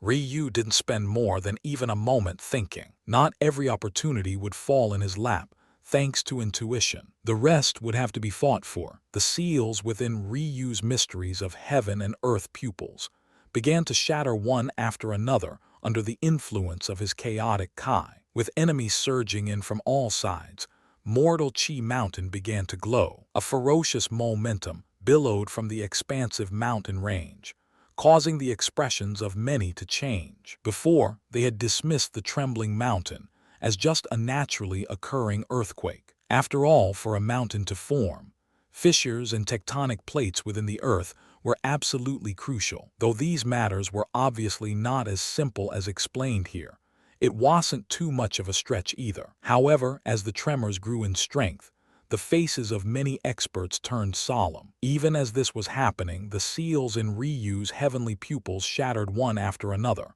The sixth, the seventh. The momentum of their breakthrough didn't stop until the ninth seal placed a bottleneck in Ryu's path. Still, Ryu was satisfied with this result. Thanks to his chaotic silk meridians, his chi was catalyzed into an energy that stood on par with essence. As such, he no longer had to worry about finding high-level kiss to break his seals. As long as he progressed in his cultivation, this special energy would naturally grow more powerful and become capable of breaking more seals. Ryu suddenly felt that the world had become far clearer. Although he had only marginally impacted the ninth seal and had failed to fully open it, it still felt like there was a whole new world around him. Third perspective.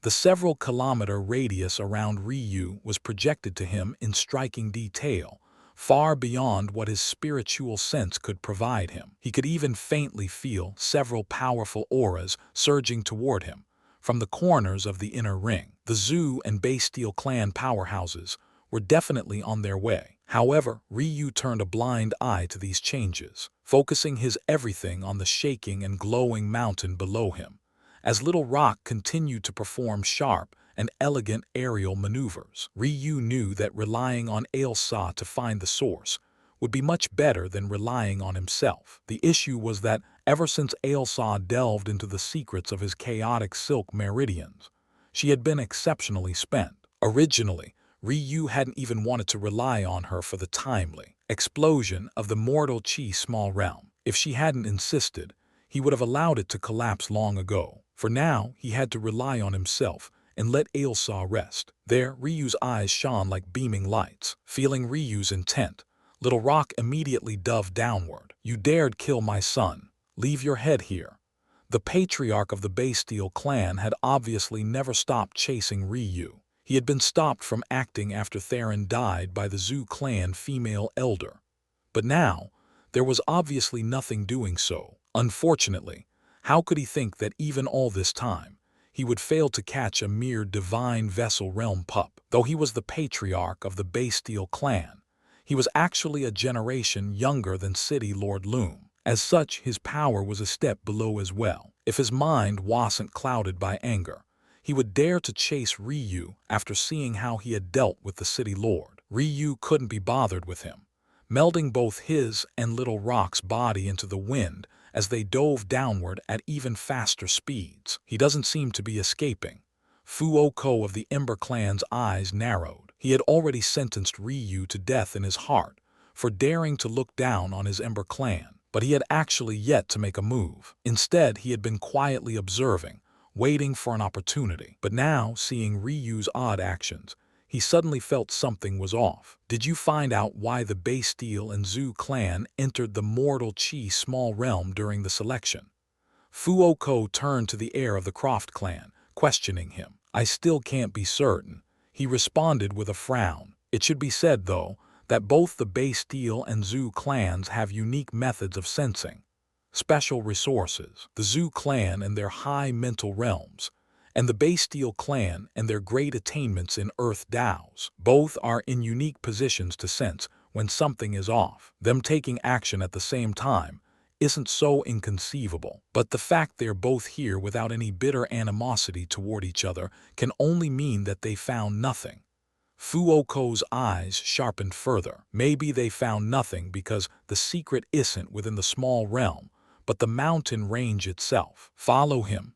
Fuoko sped forward, a trail of red being left behind him. The old man, moderator of the selection, silently followed behind. The Croft clan heir wasn't qualified to enter this battlefield, so he had no choice but to stay behind, his mind spinning with various thoughts. In the end, he secretly contacted his own clan. The whole world seemed to converge on a single young man, but Ryu seemed to not have noticed them at all. His actions appeared to be completely suicidal. He was diving downward at speeds that far surpassed the speed of sound, but all that was below him was a mountain of glowing rock. If he continued, wouldn't he be sentencing himself and his beast to death? Ryu, however, simply raised his arm. His immortal Sakura flashed and disappeared, as his oppressive cold aura shifted to a blazing heat. In an instant, his glaives disappeared, replaced by a single raised halberd. Twin Titan dance, blazing path,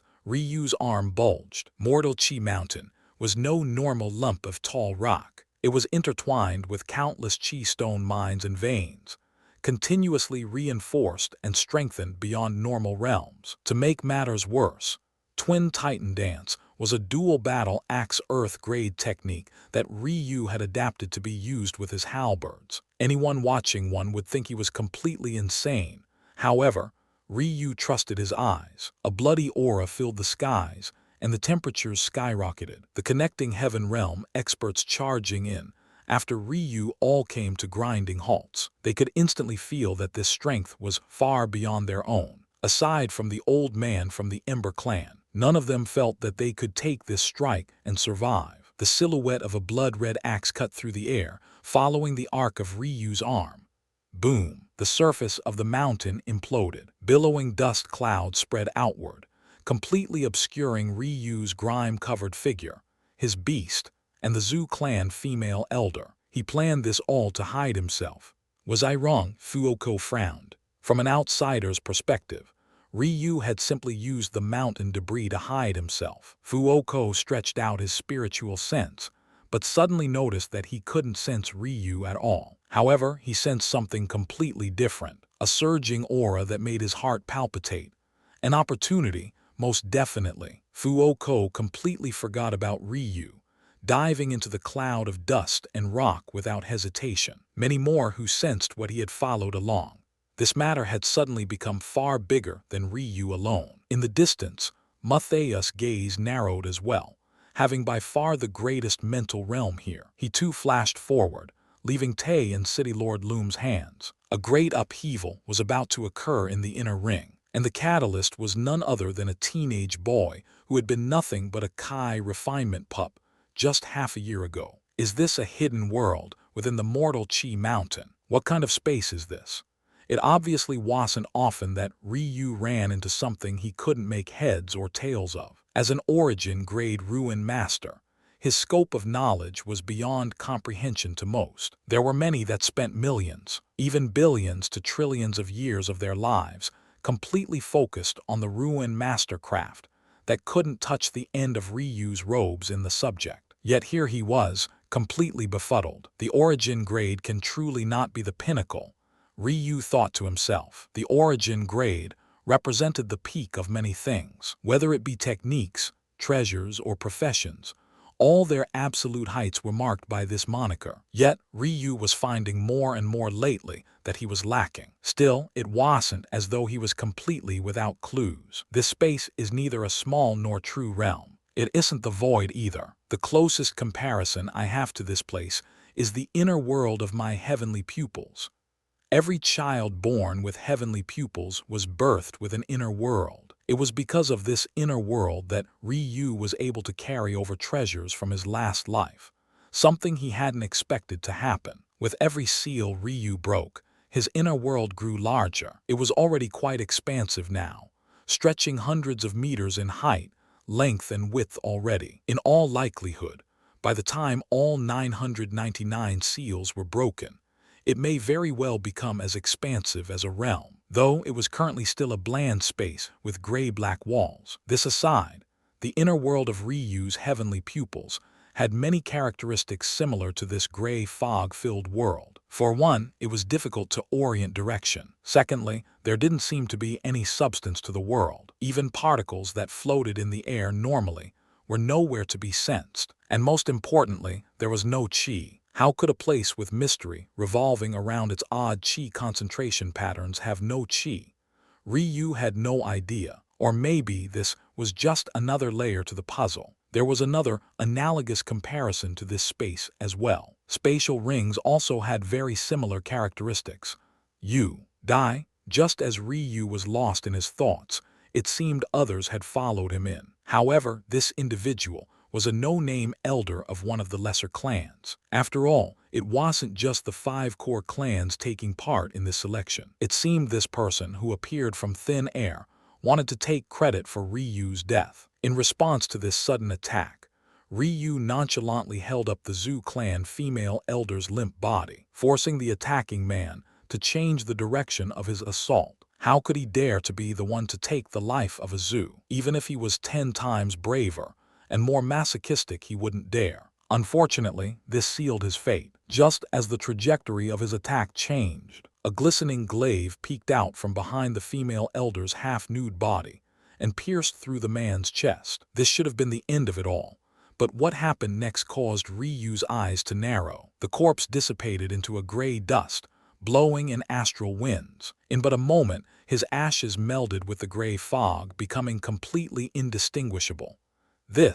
Ryu's brows furrowed. There were too many disjointed matters related to this place. First, there was the odd cultivation treasure of the Zhu clan elder that catalyzed these matters to begin with. After making him into a corpse puppet, Ryu had completely ignored this so-called treasure. On his shrine plane, there were too many such heavenly gifts that could significantly speed up cultivation in these lower realms. They simply weren't special to Ryu, on top of the fact they could ruin one's foundation. Second, there was the realm heart formation of the mortal chi small realm. Such an event was simply too rare. Even if Ryu was bashed over the head to death, he wouldn't believe that these matters were unrelated.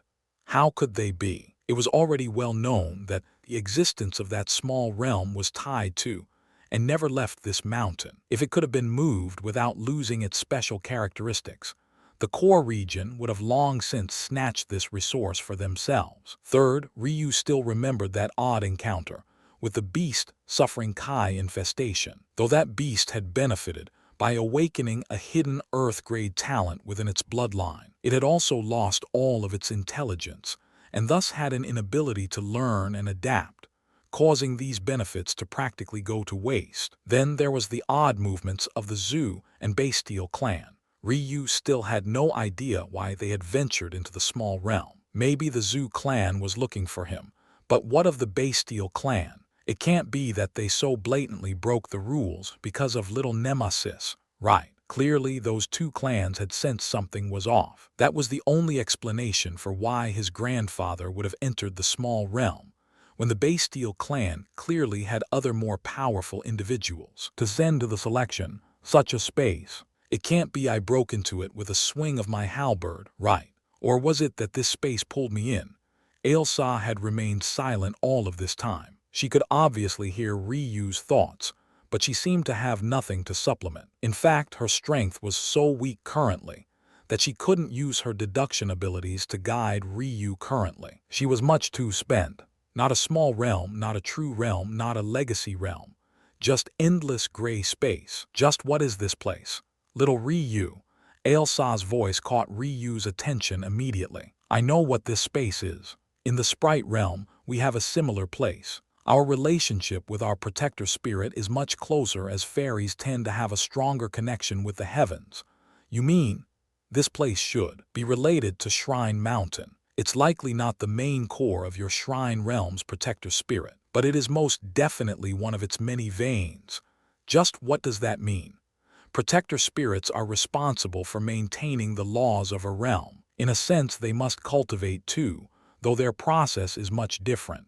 Everything from the cycle of reincarnation to the rebirths of your realm is handled by Shrine Mountain. Every protector spirit has its own special quirks and characteristics. Your shrine realm happens to have these so-called shrines. These shrines actually represent the kindness of your protector spirit. They are its choice to share its Tao comprehensions with you all, allowing you to progress at greater speeds through higher realms. I see. So this space likely houses a portion of Shrine Mountain's comprehension. This matter isn't so simple either. The fact that you were able to enter this space so easily either means Shrine Mountain allowed you in, or your protector spirit is greatly weakened. And considering that fool who just attacked you, I highly doubt it was the former. Ryu's jaw clenched. What does it mean for a protector spirit to weaken? Ryu's mind flashed with thoughts of several months ago, when he heard that they were now calling this true realm the martial god realm. He flared with anger. Could these matters be related? Ailsa remained silent for a moment, biting her lip. The weakening of a protector spirit cuts off higher cultivation realms for those born within its purview. The death of a protector spirit cuts off the existence of all born from it. With its death, none born under its wing will experience reincarnation. It's death in its truest sense. Ryu felt his heart freeze over, but he quickly recollected himself. This was definitely no normal level of problematic matter. The matter of reincarnation was deeply ingrained into the culture of every true realm. The cycles of life, death, and reincarnation didn't need to be further explained. Their importance was obvious by their titles alone. If reincarnation was cut off, there would obviously be no life.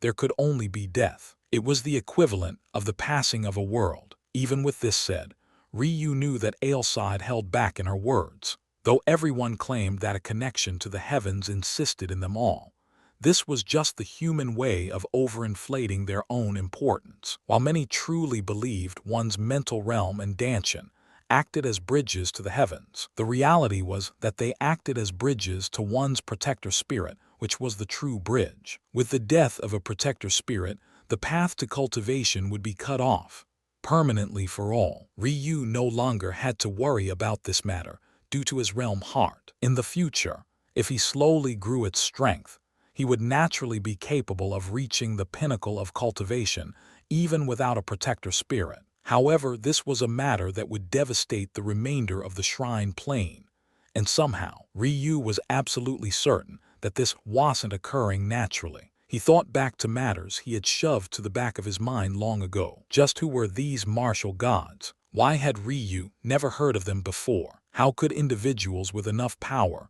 to cripple his Tatsuya clan exist without his knowledge? There were too many things he didn't have answers to. Even to now, he was still baffled by the scene he saw on the day of his death. Those odd movements in the stars of fate that triggered his intuition. Was there really someone in existence capable of moving fate to their whim? Was this person Ryu's true enemy all along? Ailsa, I can't ignore this matter. I had severed ties with the Tor clan, but with the death of my grandfather, I can't allow their bloodline to fall into obscurity anymore. And even without this debt of gratitude I must repay, my Tatsuya clan, Granny Miriam's little sister, I can't leave them to suffer this fate.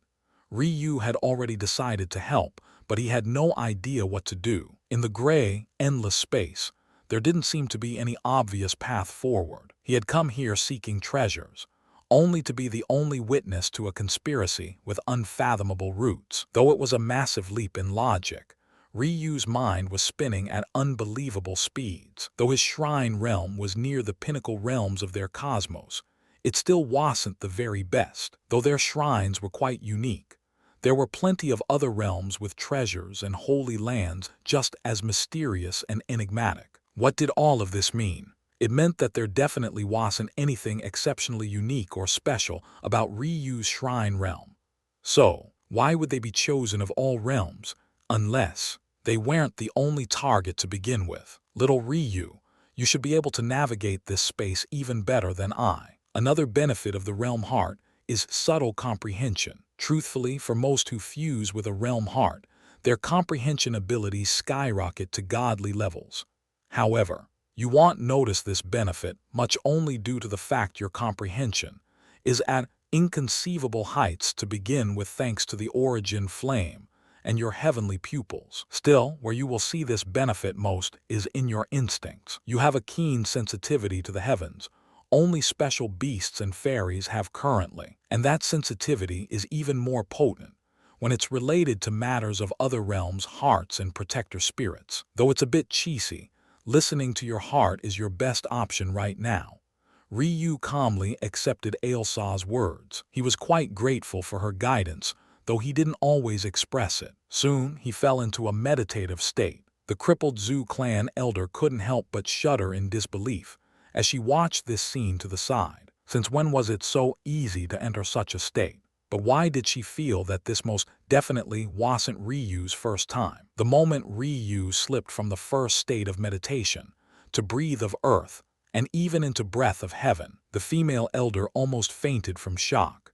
These matters really were things Ryu did every day, but he had forgotten how shocking they were long ago. One had to remember that Ryu entering just breathe of earth was enough to shock a party filled with the topmost experts of the shrine. Plain back during his birthday, if it was enough to shock those of the shrine plane, how could a mere connecting heaven realm expert of the pedestal plane withstand such stimulation? Suddenly, under Ryu's urging, Little Rock, who had been fluttering aimlessly, began to fly with purpose once more. Though it wasn't particularly fast, it was most definitely far better than the past. It seemed like only a few flaps of his gorgeous, silver-plated wings, but the scenery had already changed greatly. The bland gray fog suddenly concentrated into numerous vortexes that looked no different from countless roads. However, these roads all formed a massive sphere of fog in the center. However, this was no normal sphere by any stretch of the imagination. The moment Ryu laid eyes on it, he felt his heart constrict. He felt the vastitudes of creation itself within this sphere. Thinking back to the death of the man from before, Ryu suddenly understood. When that man died, he disappeared into bland gray ash and melded into the world around him. Could it be that this place was actually so important? Could this be the root of the shrine realm cycle of reincarnation? Feeling the faint agitation in his bloodline, Ryu knew he was correct. However, it was impossible for this to be the true root. In all likelihood, this was only a small portion. Maybe it was only a very small part of the path. If this was the true core, there was no way Ryu would be able to stand here no matter how weak Shrine Mountain had become. Kai tilde. Ryu's thoughts were snapped awake by Little Rock's sudden sonorous calls. Ryu frowned. It seemed Little Rock had sensed several figures appearing. Luckily, these individuals floated quite a distance from Ryu and had only made it here by sheer luck. In addition, without understanding the situation, they didn't dare to move rashly. Little Ryu, since this is a portion of Shrine Mountain's inner workings, it's likely connected in ways we couldn't imagine. A single step might very well bring you to the lowest mortal plane, or even the highest shrine plane. Maybe the real treasure to be found here is actually access to a region of the shrine realm that isn't normally so easily accessed. Ryu's gaze sharpened at these words. As a ruin master, there were of course numerous places of this caliber he could think of. Holy cultivation sites that only opened in cycles of thousands to even tens of thousands of years. Dangerous death zones that were nearly impossible to traverse by normal means. Ryu was even aware of pockets of space that were normally closed to the outside world, and only occasionally wafted fluctuations that confirmed their existence. These so-called pockets of space were different from small realms, though they might be more similar to the mortal chi small realm than one might think. The current shrine realm had 6 planes, 3 mortal and 3 immortal. However, when were real-life things ever so clear-cut? The shrine realm had many incomplete planes as well that were only occasionally accessible. Space was a very complex thing in the martial world. True realms, small realms, planes of existences, planes, pockets of space, legacy worlds. They were all different things with extremely similar roots. However, there were still clear divisions between them. Ailsa's eyes shone. This is likely the main crux of the mortal chi small realm mystery. If I had to guess, I believe the mortal chi small realm attached itself to mortal chi mountain, realizing after sensing a weakened access point to Shrine Mountain's true form here. It must have already been close to forming a realm heart to begin it, or else it would have never been able to make this instinctual decision. But I also believe that this symbiotic relationship became beneficial to Shrine Mountain as well. If it was able to snatch this infant small realm's realm heart, it could likely strengthen itself for a time, albeit marginally. It might have even tried to make that small realm into its own plane. Protector spirits have their own intelligence. It would definitely want to hide this matter from those individuals who put it in this state to begin with. So instead of using one of its main planes to siphon this energy, it likely used one of its pocket spaces instead. I wouldn't be surprised if this pocket space was the closest to becoming this shrine realm's next mature plane, a secretly developing plane. But what's curious is that Shrine Mountain did nothing, as you essentially took away one of its lifelines. Could it be my deduction is wrong? Ryu frowned. He felt he had to follow this to the end. Something was definitely pulling him. Ryu urged Little Rock forward. In an instant, they were swept up into a vortex. Ryu had no choice but to pull the female elder and Little Rock into the incubator, allowing himself to spin uncontrollably into the sphere of gray. In that moment, he felt he lost consciousness. He had no idea how much time had passed, but when he awoke, he found himself in a lush forest, not unlike the endless greenery that surrounded Mortal Chi Mountain. But Ryu could feel this place was different. Firstly, the gravity was much weaker, only about half as much as it should be. Secondly, the air seemed thinner, but this wasn't the whole story. It was more accurately that the air was just as dense, but rather than the oxygen content was far lower than it should be. This immediately negated the ease the drop in gravitational strength brought. Thirdly, the chi he was decidedly turbulent. Even with Ryu's talent, he found it difficult to manipulate and even more difficult to absorb. This place, from my understanding, its makeup is no different from the early ancient beast era. Ryu's frown deepened. Of the 9 eras, the ancient beast era was only third. A denomination of trillions of years likely didn't do how far back such a time was justice. It was then Ryu understood. This place must be one of the Shrine Realm's incomplete planes. Its place along the timeline of evolution was far less advanced than their current planes. Ryu slowly rose, checking his body. Seeing that he wasn't hurt, he nodded to himself. It seemed that his gamble paid off. Since Ailsa was also fine having entered the incubator, he had no worries. This was quite a curious place. It was as though he was looking into a window that sent his gaze back trillions of years. The soil beneath his feet was exceptionally lush and soft. The plant life, thanks to the decreased gravity, grew far taller, though they seemed a bit frail at the same time. In addition, they had odd properties that made Ryu's inner herbologist light up with curiosity. He had actually never seen such spiritual herbs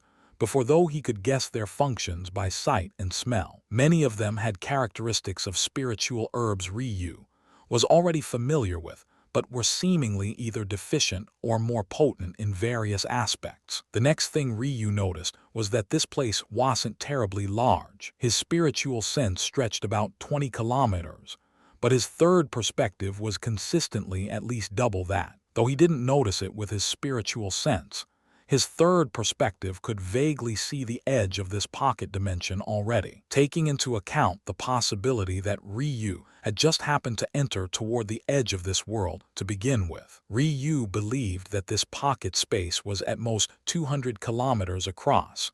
300 would likely to maximum upper limit, even to a normal divine vessel realm expert. Such a range was nearly negligible, let alone to someone with Ryu's level of speed. Exploring every nook and cranny of the world would at most take a very hours if he was absolutely diligent. There's no point in just standing here, Ryu thought to himself as he shot forward. In such a place, the possibility he would run across another cultivator was exceptionally high. But what Ryu was more interested in was the source of this place. There was most definitely something more than what met the eye when it came to this pocket space. Ryu quickly dodged. Across his face, less than a single inch from his nose, a sharp red tongue broke the sound barrier as it pierced by him and into the tree to his side. The tree's bark shattered, leaving a forceful impact that shook the forest floor. Ryu reacted quickly, his fingers piercing forward with sharp spear chi as he sliced the savage tongue in half, only for his actions to be met with the enraged roars of a beast, or rather the deep croaks of what was a foul-looking, brown-green skinned toad. Sixth-order beast. They've developed to this extent in this small pocket space. Ryu couldn't help but be surprised, but now he was even more certain that there was something special about this space. Judging by the turbulent chi in the atmosphere, it was very difficult to take even one step forward in one's realms here. To reach the sixth order here was as impressive as reaching the eighth order on the main 6 planes. This of course meant that the beasts here were definitely stronger than their realms denoted. However, everything has a trade-off. Ryu's gaze sharpened. His body flashed forward, his fists cocking backward as he steadied himself beneath the underbelly of the toad in an instant. His aura surged, sending his fist cutting upward. The bombardment sent the toad flying, only for it lay in excruciating pain in the distance. As expected, their attainments in their bloodline talents should be exceptional, but the weak gravity has weakened their bodies. Their chi control is high, but their bodies are lacking. Ryu only partially applied concepts of monumental pierce, one of the higher black-grade techniques he had taken from the awoken moon sect, to his fist strike just now, yet the beast hadn't been able to withstand a single blow. Still, this didn't make Ryu relax. The beasts here were obviously not used to interacting with humans, and as such, didn't expect the disparity in bodily strength. Even Ryu himself was always used to beasts having stronger bodies than he did. Not everyone could adjust to a new environment as quickly as he did. The crux of the matter was that this toad had underestimated Ryu, but another beast might not. That tongue attack had almost decapitated him, yet Ryu was certain that hadn't been the toad's full strength. With a frown, Ryu leapt into the tride and disappeared deeper into the forest, his nerves on high alert. Not long later, Ryu found the oddity he was looking for: signs of human existence. Except these signs were much older than they should have been. Ryu and the experts who chased him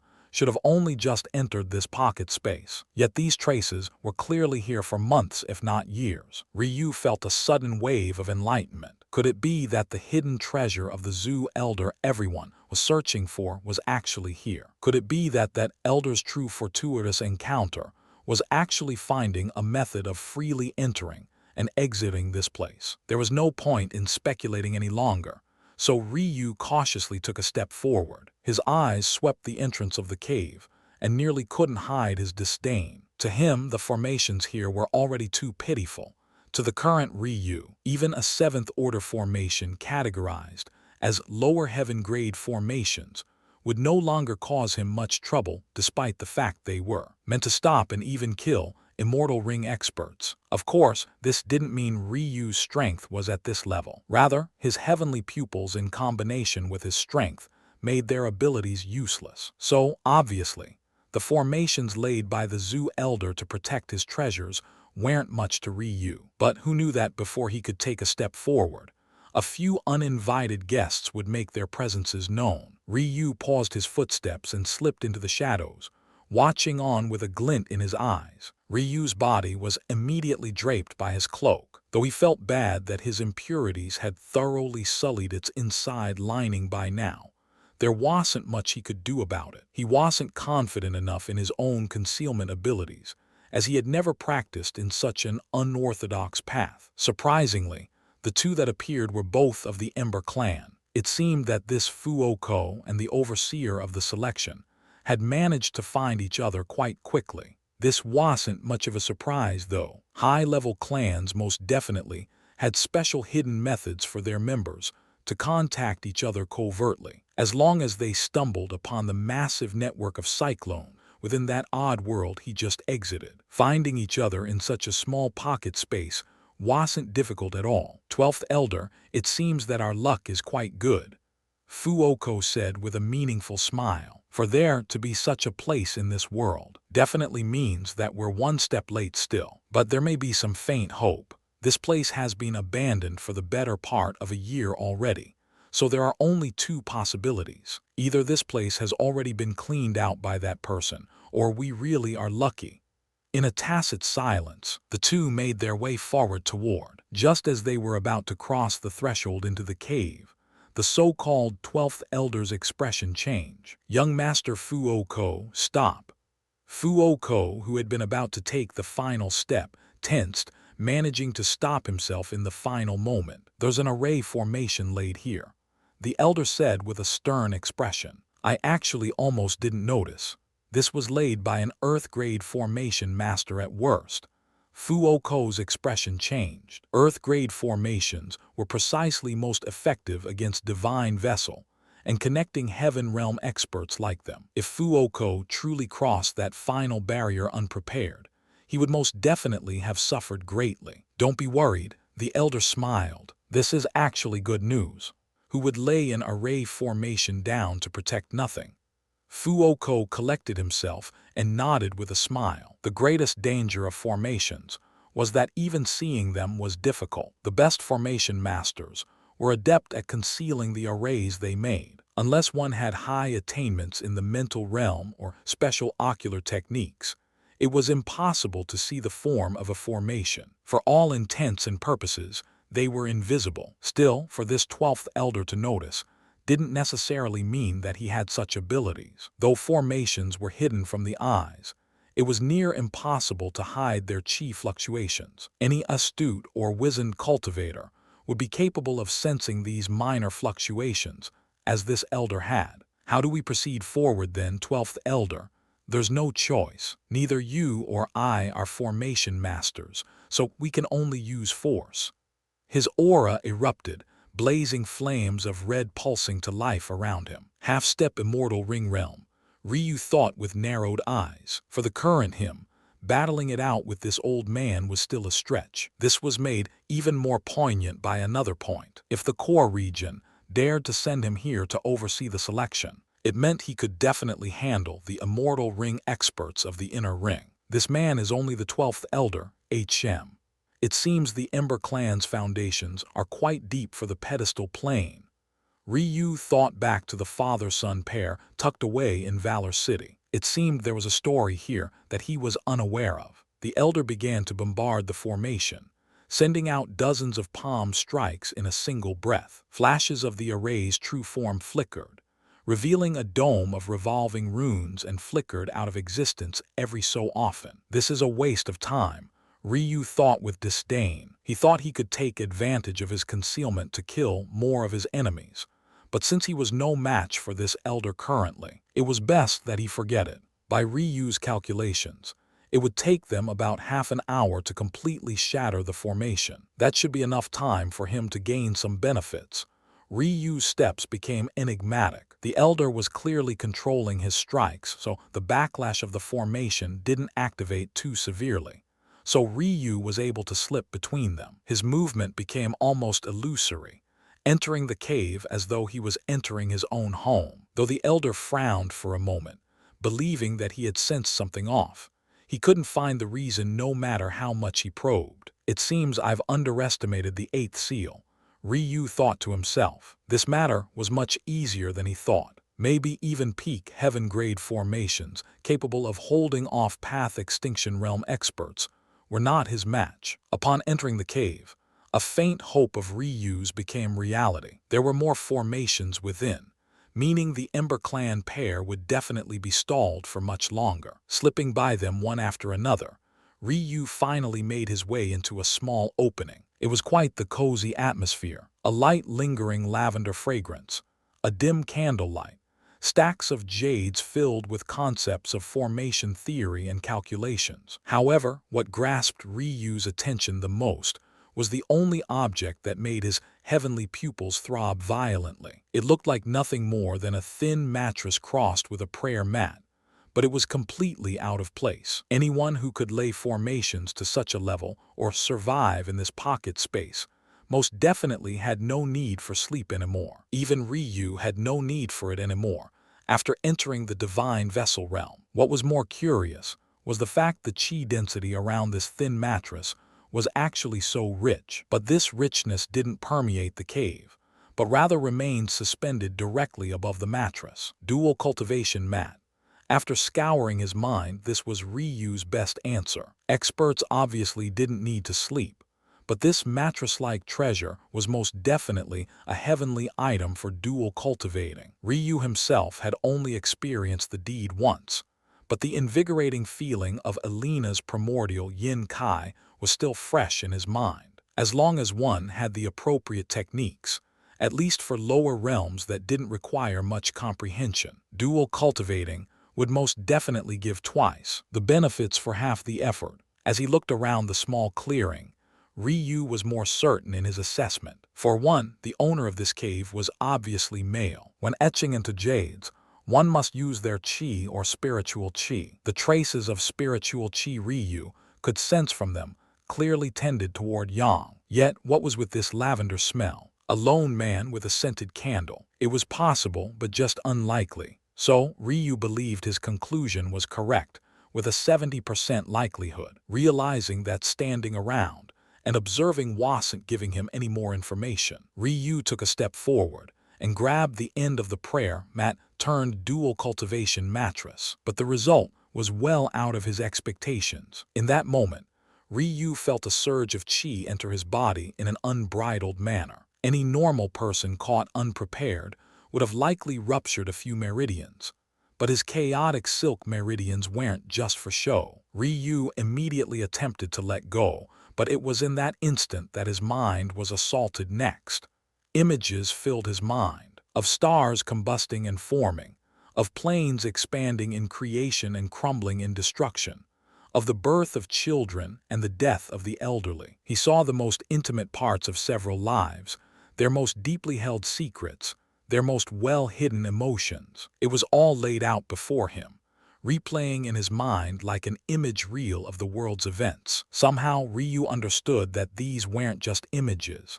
They were true occurrences. Not only were they true occurrences, but they were all happening in this very instant. Ryu awoke from the images with a headache that threatened to exit the ethereal and split his head in two in the real. He knew exactly what this sort of feeling was.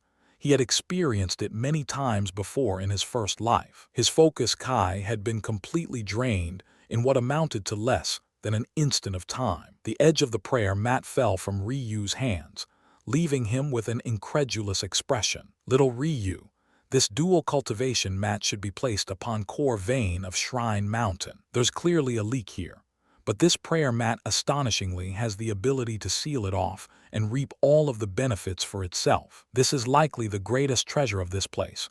Ryu blinked. Could it be that this was related to the chi infestation, riddled beast he met before? Shrine Mountain was actually leaking its vital energies. But even more curiously, what series of events led to this prayer mat being laid here? Let's say this Zhu clan elder stumbled upon this treasure that in itself was fine, but whatever chi surge it was blocking right now was definitely not within normal levels. It was impossible for a mere divine vessel realm expert to survive this chi surge. No, actually, whenever it was the Zhu clan elder found this place, he was most definitely far weaker than the Fifth Order. It should be precisely this treasure that allowed him to reach the peak of the divine vessel realm so quickly. It was the very same concept as the pools of spiritual qi that once defended the crystalline jade. It was the law of nature that substances in high concentration would flow to areas of low concentration. If one stepped into such a region of qi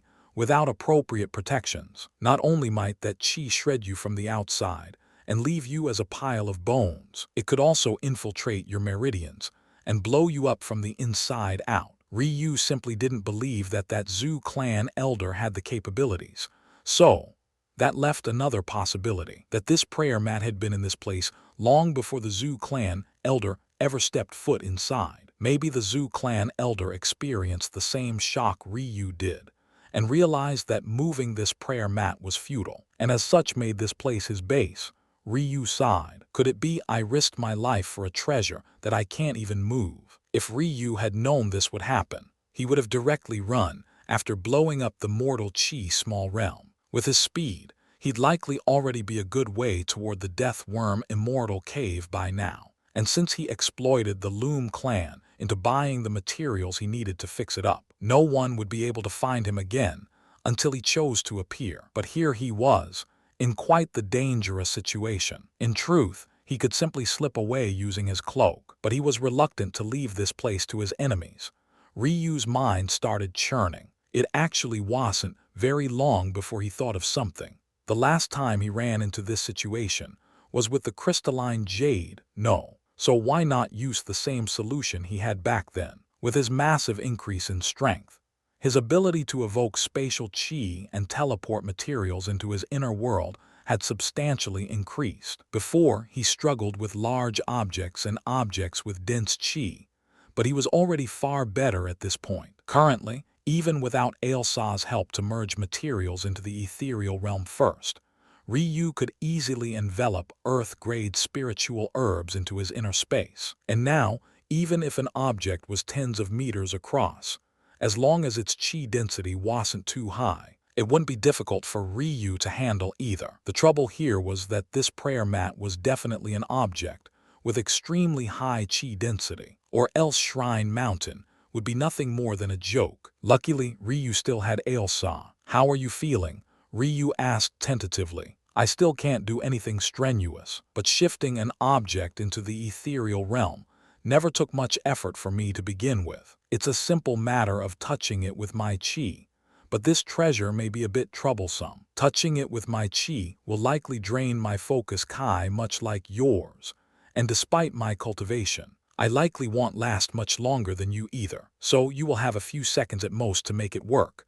Ryu nodded solemnly. He may have been weak in his last life, but he had still become familiar enough with his inner space to use it comfortably then. Now that he had some strength, it would be even easier. However, he still faced two major problems. First, his focus kai had been completely drained already. Trying to execute anything in his current state was simply asking for failure. Still, this problem was the easier to manage of the two, though it would be allowing the Ember Clan pair to catch up.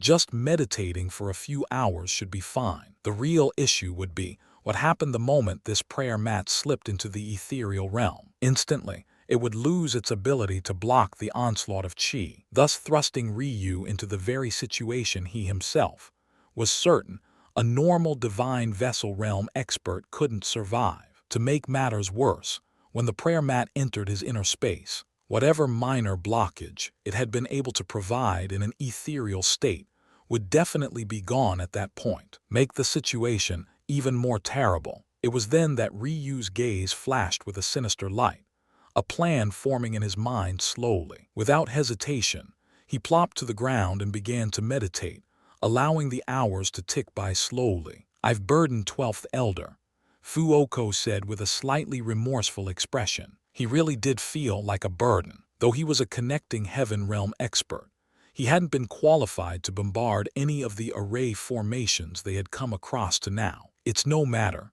Elder Ember said with a light smile. "This old man should pave a way for a talented youth like yourself. Plus, whether you were here or not, I would do this anyway. I'm very curious about what lies at the end of this tunnel."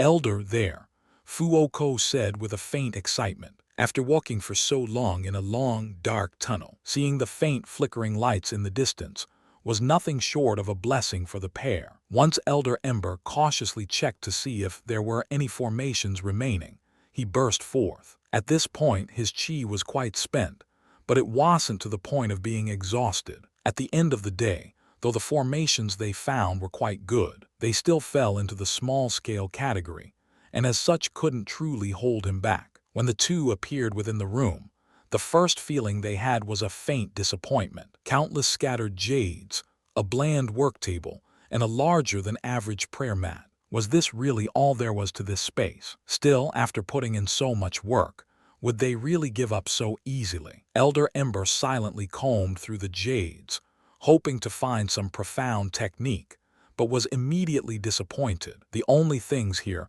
were formation calculations and profundities. These things were already useless to him. He was so old already.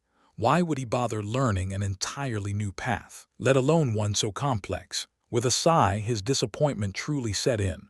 Luckily, his gaze swept across the room, once more only to realize that the prayer mat he initially ignored was actually odder than he originally thought. Why was the chi density directly above it so much greater than everywhere else? Treasure? 12th Elder Ember's gaze glowed. Fuoko followed in behind him, scanning the jades the elder had left behind, but he too was quickly disappointed, only to look up to find his clan's elder approaching the seemingly normal prayer mat. It wasn't long before he saw its oddities as well, causing him to follow in closely. I guess I will have to thank you too for making this so convenient then. Hearing this inexplicable third voice that appeared from nowhere, the pair's heads immediately snapped backward. It was only the 12th Elder's experience that made him realize there must be something wrong with the mat, making him want to get as far away from it as possible. Unfortunately, it was already too late. The mat seemed to fade out of existence. An instant later, a cyclone of raging chi tore through the room, followed immediately by a dense spatial chi that swallowed the mat's ethereal form up. Elder Ember roared, the dregs of his chi soaring as he quickly put up a shield. That spatial chi, heavenly pupils.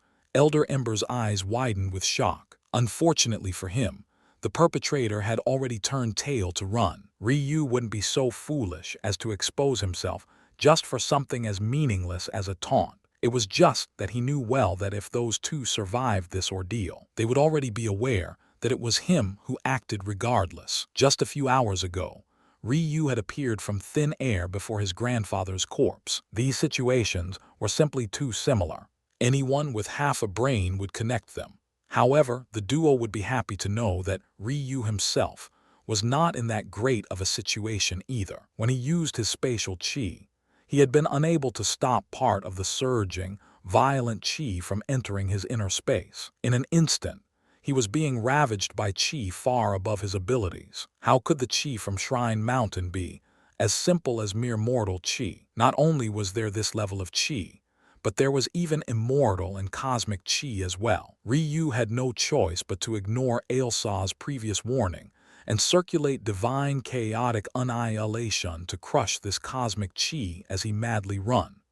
Unfortunately, these actions made him completely unable to remain in the meditation state necessary to use his cloak, and resulted in his true body manifesting itself. As he surged out of the pocket space, one would think that he would have reappeared in the space of gray fog, but who knew that the heavens would play a cruel trick on him with Shrine Mountain as the main character. Instead of appearing in the world of fog, he actually directly appeared outside of Mortal Chi Mountain, only to find himself completely surrounded by enemies. Ryu involuntarily coughed out a mouthful of blood, unable to repress his injuries. Unfortunately, though his meridians were nigh indestructible, their violent expansion under the influence of the turbulent energy was bound to affect the inner organs they wrapped around. In an instant, Ryu was facing a war on three fronts. The first was the chi surging into his body by using his inner space as a bridge. The second was the chi surging into his mental realm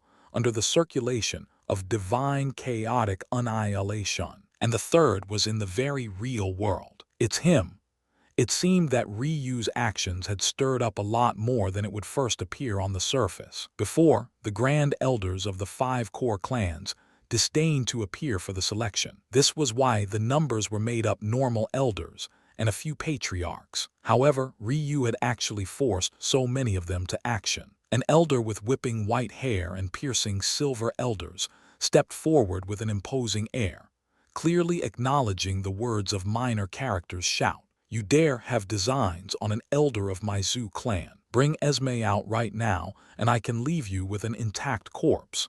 This day if the Zhu clan dares fight this bestial for, this boy's head you will be this grand elder's eternal enemy."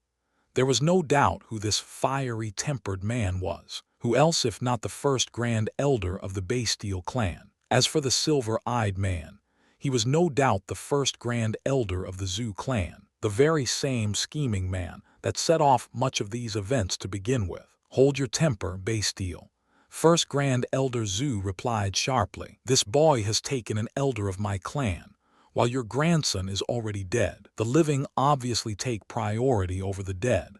You dare say such words to my face?"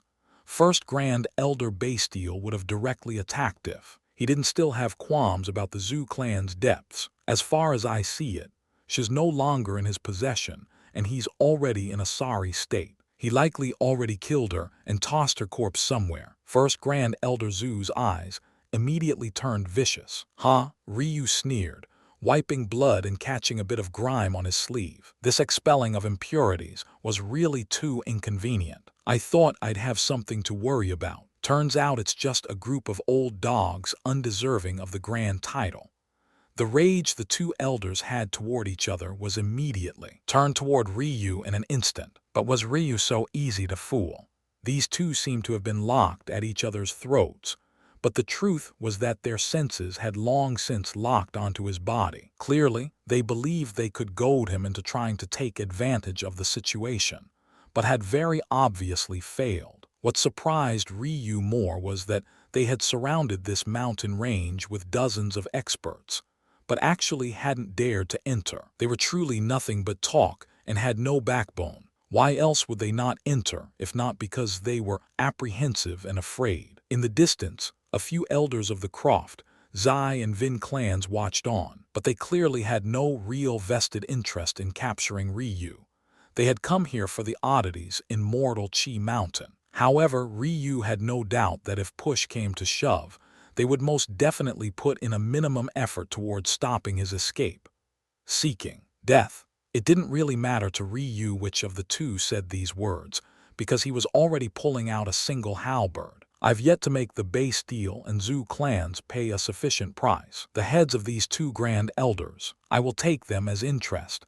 Ryu's aura surged. In an instant, a gorgeous ancient tree of ice appeared, blocking out the very skies. The image of a single tree spanning 20 kilometers could be imagined. The shock, the awe, the heart-trembling might. Ryu had never extended the range of his immortal Sakura to the utmost limits, because it simply drained too much spiritual chi. However, as things stood now, Ryu needed to waste as much chi as possible. In fact, this much still wasn't enough. There was barely a wisp of cosmic chi in his inner space. However, after being crushed by third stage divine chaotic annihilation, Ryu's mental realm had almost completely shattered. If he didn't funnel his spiritual chi outward, all that awaited him was death. This scene alone was enough to shock the two grand elders to no end.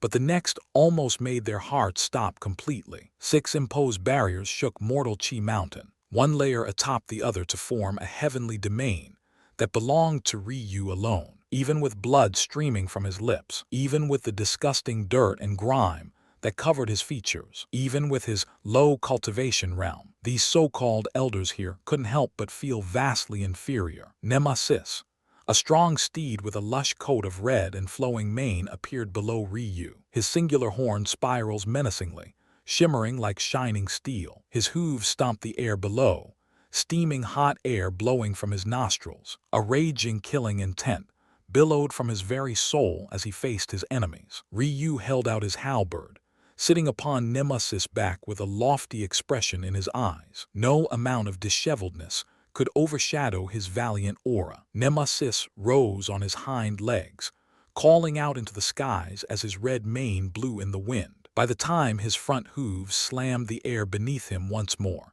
he had already charged forward once more. Ryu raised his halberd, his aura completely in sync with his steed. Ronan's final stand, heart-severing rend. It wasn't a surprise that the two Grand Elders originally sneered at Ryu's words, but the moment his true strength began to unleash itself, their expressions grew solemn. But the time his strike was released, their hearts were palpitating with horror. If anyone else heard such words, maybe they would assume that the Zhu Grand Elder was trying to take advantage of First Grand Elder Bastille. However, how could the latter not be aware that the Zhu clan specialized in mental attacks? Staying back to support was only natural for them. A shout escaped the Bastille Grand Elder's lips as his aura surged. A metallic sheen raced around his skin as he crossed his arms over to block Ryu's strike.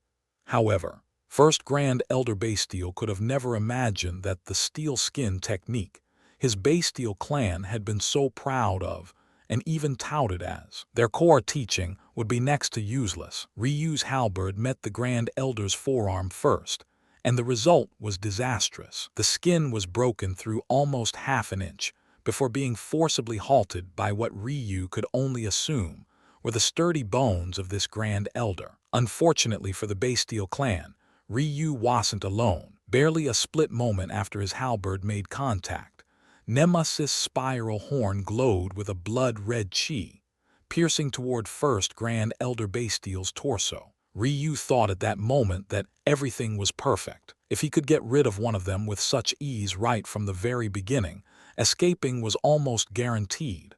However, First Grand Elder Zhu wouldn't just remain idle. In an instant, numerous invisible arrows of spiritual chi pierced through the air. Sensing the fluctuations, Ryu's expression turned serious. If it was under normal circumstances, this sort of mental attack would be what he feared the least. For one, the perpetual visualization of immortal Sakura in his mental realm made the space incredibly resistant to attacks. Secondly, his newly acquired divine chaotic annihilation visualization would made First Grand Elder Zhu's life a living nightmare. However, these weren't normal circumstances. Divine chaotic annihilation was completely occupied by a minor wisp of cosmic chi. Ryu hadn't even begun to deal with the immortal chi ravaging his body, let alone having the energy to divert toward an attack of this magnitude. If he allowed these chi arrows to hit their mark, he would have no choice but to forcibly withstand them using his immortal Sakura alone. My movement techniques in the sky are severely lacking, and Nemesis isn't known for his movement speed. Time seemed to slow down as Ryu's mind ran in overdrive. His eyes darted around the battlefield as though he was trying to take everything in. Though only two had attacked, Ryu didn't have the luxury of ignoring the other experts of the Zhu and Bastille clans that were cutting off his escape routes. Ryu knew it wasn't the smartest decision to bring out Nemesis for this battle, but he had done so anyway because he was taking Nemesis' feelings into account. He deserved revenge too. With this thought, Ryu completely disregarded any thoughts of swapping Nemesis out for Little Rock. Instead, his gaze glowed with resolution. A moment later, two daggers that looked more like pieces of fine art than battle appeared in his free hand, before he tossed them both into the air. Ryu had neglected these daggers for a long time now, but he had never thought of using them to expand his capital, despite the fact they were unique grade treasures. This was one of the treasures his wife had personally picked out for him on his 1000th birthday. He would never sell them, who knew that he would remember how useful they could be in this situation. Ryu's eyes sharpened. Demonic strings. Everything happened in an instant. Ryu's blow nearly severed both First Grand Elder Bastille's arms. A split second later, Nemesis' horn sought to drill through his torso. If it wasn't for the fact he was wearing a higher Earth-grade treasure, he truly would have been pierced through completely. Ryu immediately went to follow up, as the Grand Elder's body was sent blasting into the mountain range below. But his actions were met by a sneer from First Grand Elder Zhu. who knew that the latter's thoughts of a skewered Ryu would be thwarted by two black-spined daggers with crystalline blue blades. What made these pair of daggers so unique? It was that they had the capability of directly attacking with spiritual chi. Anyone who had a modicum of knowledge about the mental realm understood just how heaven-defying such an ability was. Whenever a mental realm master primed themselves to attack, it required a visualization. This visualization would be projected from one's mind as a source and would thus be directly linked to one's mental realm. What did this mean? It meant that when attacking with one's mental realm, one must be prepared to suffer some injuries themselves should things go wrong. Ryu himself had suffered such a reality many times before. Whenever a petal of his immortal Sakura was shattered, the damage would reverberate to his mental realm, and he would be forced to cautiously heal these injuries. However, these unique grade daggers completely leapt over this logic, completely destroying it. It could use spiritual chi to attack directly, and as such needed no visualization and required no connection to one's mental realm. Normal weapons simply had no way of accepting spiritual chi, because this chi type was considered to be partially within the ethereal realm. If one wanted to replicate this feat, one could only travel to the fairy realms and beg to be forged a weapon.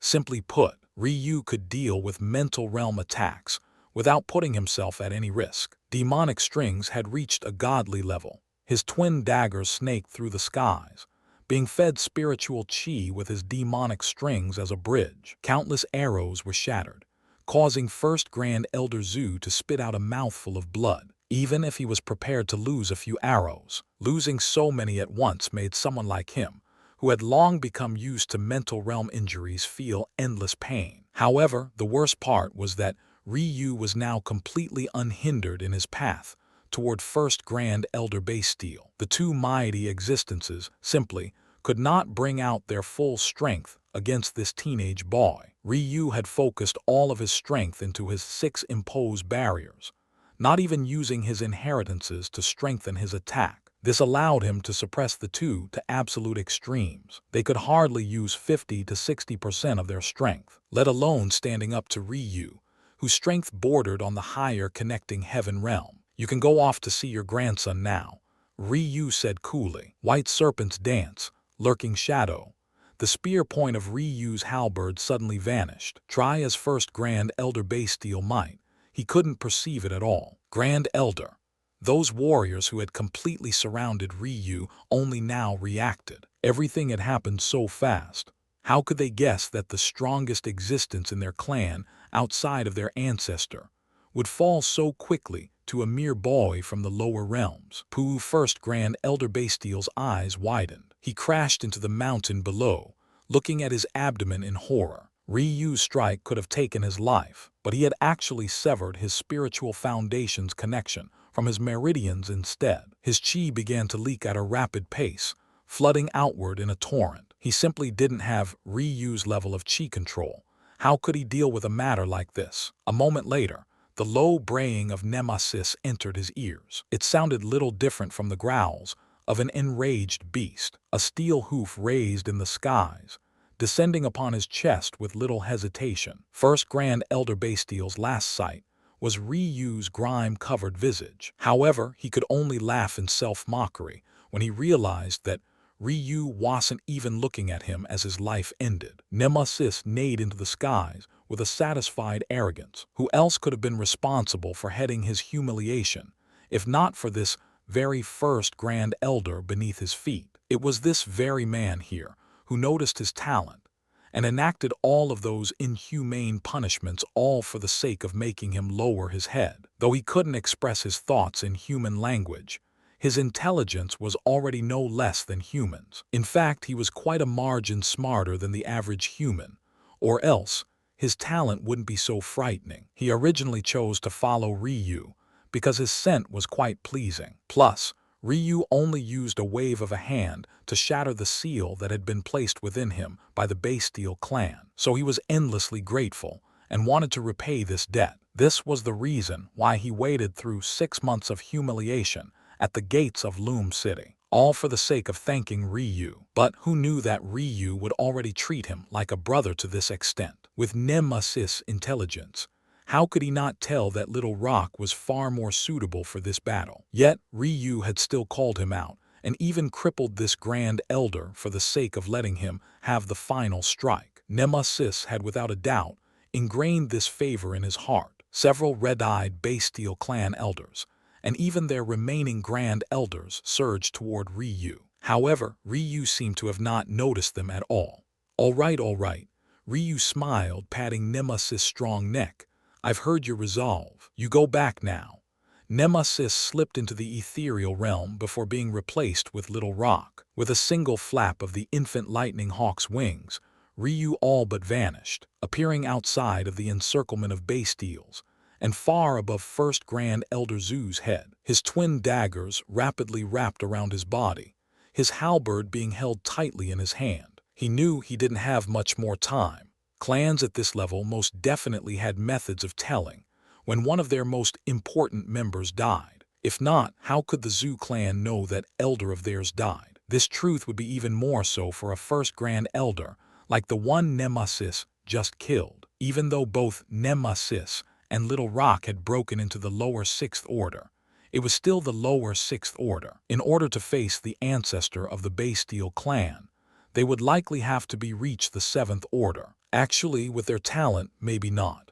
However, that didn't change the fact Little Rock's realm was still too low. However, Ryu was confident in Little Rock's speed. If he factored his wind inheritance, he was even more so. So, with little hesitation, Ryu dove down toward Grand Elder Zoo, who immediately became flustered. He sent a flurry of spiritual chi arrows toward Ryu, but they were all sliced to oblivion by the latter's twin daggers. How could he not panic?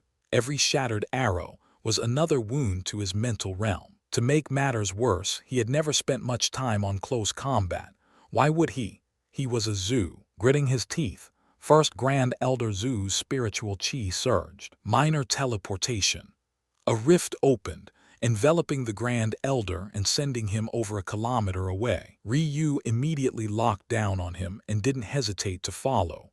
However, he found his path cut off by not only a flurry of Bastilles, but Zeus as well. His halberd disappeared along with his imposed barriers. A moment later, 2 spears appeared in his hand. If he was focused on dealing with many enemies, this was his ideal state. Heaven's breath. Monumental pierce. A bloody rain fell upon Mortal Chi Mountain. Ryu's twin spears became godlike weapons in the sky, moving swiftly in the wind and reaping life after life. Monumental pierce was a technique created with only a single move, but this single move held a deep level of profundity. Not only did it touch on concepts of illusion, but it also touched concepts of momentum and amplification. Usually, one would only find such profound laws within inheritances. Finding them within a mere black-grade technique was rare. The result was a technique Ryu favored greatly. Despite the technique only being made of one move, pierce, this actually made Ryu favor it more. The simplicity made it applying it to a variety of situations very easy with Ryu's level of comprehension. In fact, currently, Ryu used this technique even a tick above the great circle of perfection realm. He was able to apply his comprehension of lurking shadow and make it impossible to tell his real spear tip from the fake, thus making it far more lethal. Despite being surrounded completely, Ryu's spear was far too enigmatic, and now that he no longer restrained his spear inheritance to its imposed barrier, it had become far stronger. Cries of pain and despair rang out as countless Zoo and Bastille elders fell beneath his spears. In the distance, the Zai, Vin, and Croft clan First Grand Elders were speechless. How were they supposed to respond to this situation? This was exactly how First Grand Elder Zoo was feeling. Unless these Bastille clan swine, his Zoo clan had 2 immortal ring ancestors. The problem was that they had both gone to the core region to lay down a path for them. However, with him holding down the fort, and their deterrents, who dared lay a hand on the Zoo clan. Yet this boy was so adamant about killing him. What was he supposed to do? Minor teleportation sapped a quarter of his spiritual chi in an instant, coupled with the damage done to his mental realm already, and he was teetering. He knew he had to buy time until Ancestor Bastille arrived, but with this kid's speed, he was feeling on edge. Even as he was thinking, Ryu suddenly appeared before him again. Ethereal ripple. First Grand Elder Zhu roared toward Ryu's descending spear. An invisible barrier suddenly appeared, blocking what Ryu believed was a sure kill. So this is battling with a mental realm master, huh? Ryu's pupils immediately saw through the secrets of this barrier, a defense that exists in the ethereal realm, but is able to ripple out to the real plane. It can block attacks while also minimizing damage to its main body, thus making it difficult to deal with. However, Ryu roared. But this kind of roar was completely unlike one that should come from a human. First Grand Elder Zhu's body froze. He felt as though he was meeting a primordial beast, a mighty red dragon that loomed over the skies with arrogance that opposed the heavens. His ethereal ripple shield shattered, stunning him. What Ryu used wasn't a technique at all, but nothing but his powerful body and his mind. Ryu's dragon and Kilin blood had already begun reforming his flesh, allowing him to accomplish what normal humans couldn't. For example, roaring at a frequency a man shouldn't be able to reach. Ethereal ripple relied on concepts of resonance to appear both ethereal and real at the same time, taking benefits from both planes. But if one was able to shatter this balance, it was akin to nothing more than a fragile egg teetering on a thin edge. Ryu's mysteries of heaven and earth pupils immediately saw through this flaw and exploited it. In an instant, Ryu's spear had appeared before First Grand Elder Zhu. It seemed like only a moment later, a second Grand Elder would lose his life. However, it was then this Grand Elder made a decision. Seeing his life about to end, he did something that made his heart bleed. His spiritual chi surged and broke into the soul birth realm. Ryu's eyes widened. With a thought, he forced Little Rock to retreat explosively. The rage in First Grand Elder Zhu's gaze was palpable. His eyes had reddened to the point of almost dripping blood as he glared at Ryu. Everyone knew how foolish it was to break into the soul birth realm before completing one's immortal rings. First Grand Elder Zhu was actually just a few steps away from being able to break through naturally, having been at the half-step immortal ring realm. Yet in order to preserve his life, he had been forced to ruin his future. His spiritual chi condensed, rolling in from a sparse fog into a dense, dripping liquid. This blood debt, Yaokaizu, will make you regret it. Despite the situation, Ryu looked down on yokai with a calm gaze. He knew well how powerful the soul birth realm was. There was a reason that its transition barrier was so important. It was the equivalent of the immortal ring realm for mental realm cultivation. The gap between the connecting heaven and immortal ring realm couldn't be described in just a few sentences. One needed to know that the gap was even more exaggerated, that the difference between a spiritual severing realm expert and a connecting heaven realm one. There was a very obvious reason for this. This was the barrier between the mortal grade and the immortal grade. Once one crosses this barrier, one's mortal chi becomes immortal chi. Likewise, one's spiritual chi fumes become spiritual chi liquid, forming the spiritual sea. The current yokai, whose aura was still madly surging, wasn't nothing like his previous self. Ryu couldn't even interrupt this sort of breakthrough, because yokai had suppressed himself for the sake of a perfect foundation too long. It was all too easy for him to break through. As for running, Ryu thought even less of that. This wasn't because of his pride, but rather because of a technique yokai had displayed earlier.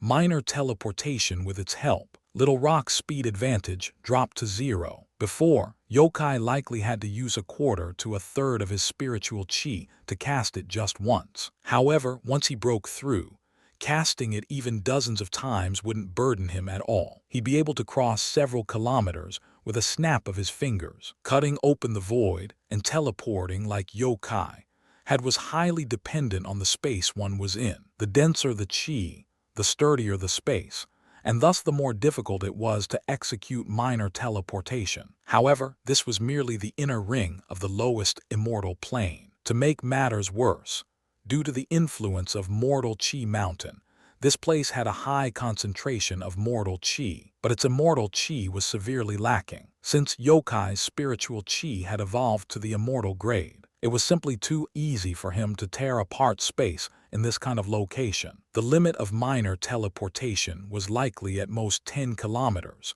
but under these circumstances, maybe traveling even double that wasn't impossible. These sort of odds left Ryu with just one option. He had to kill yokai, and he had to kill him before Ancestor Bastille managed to make his way here. Damn it.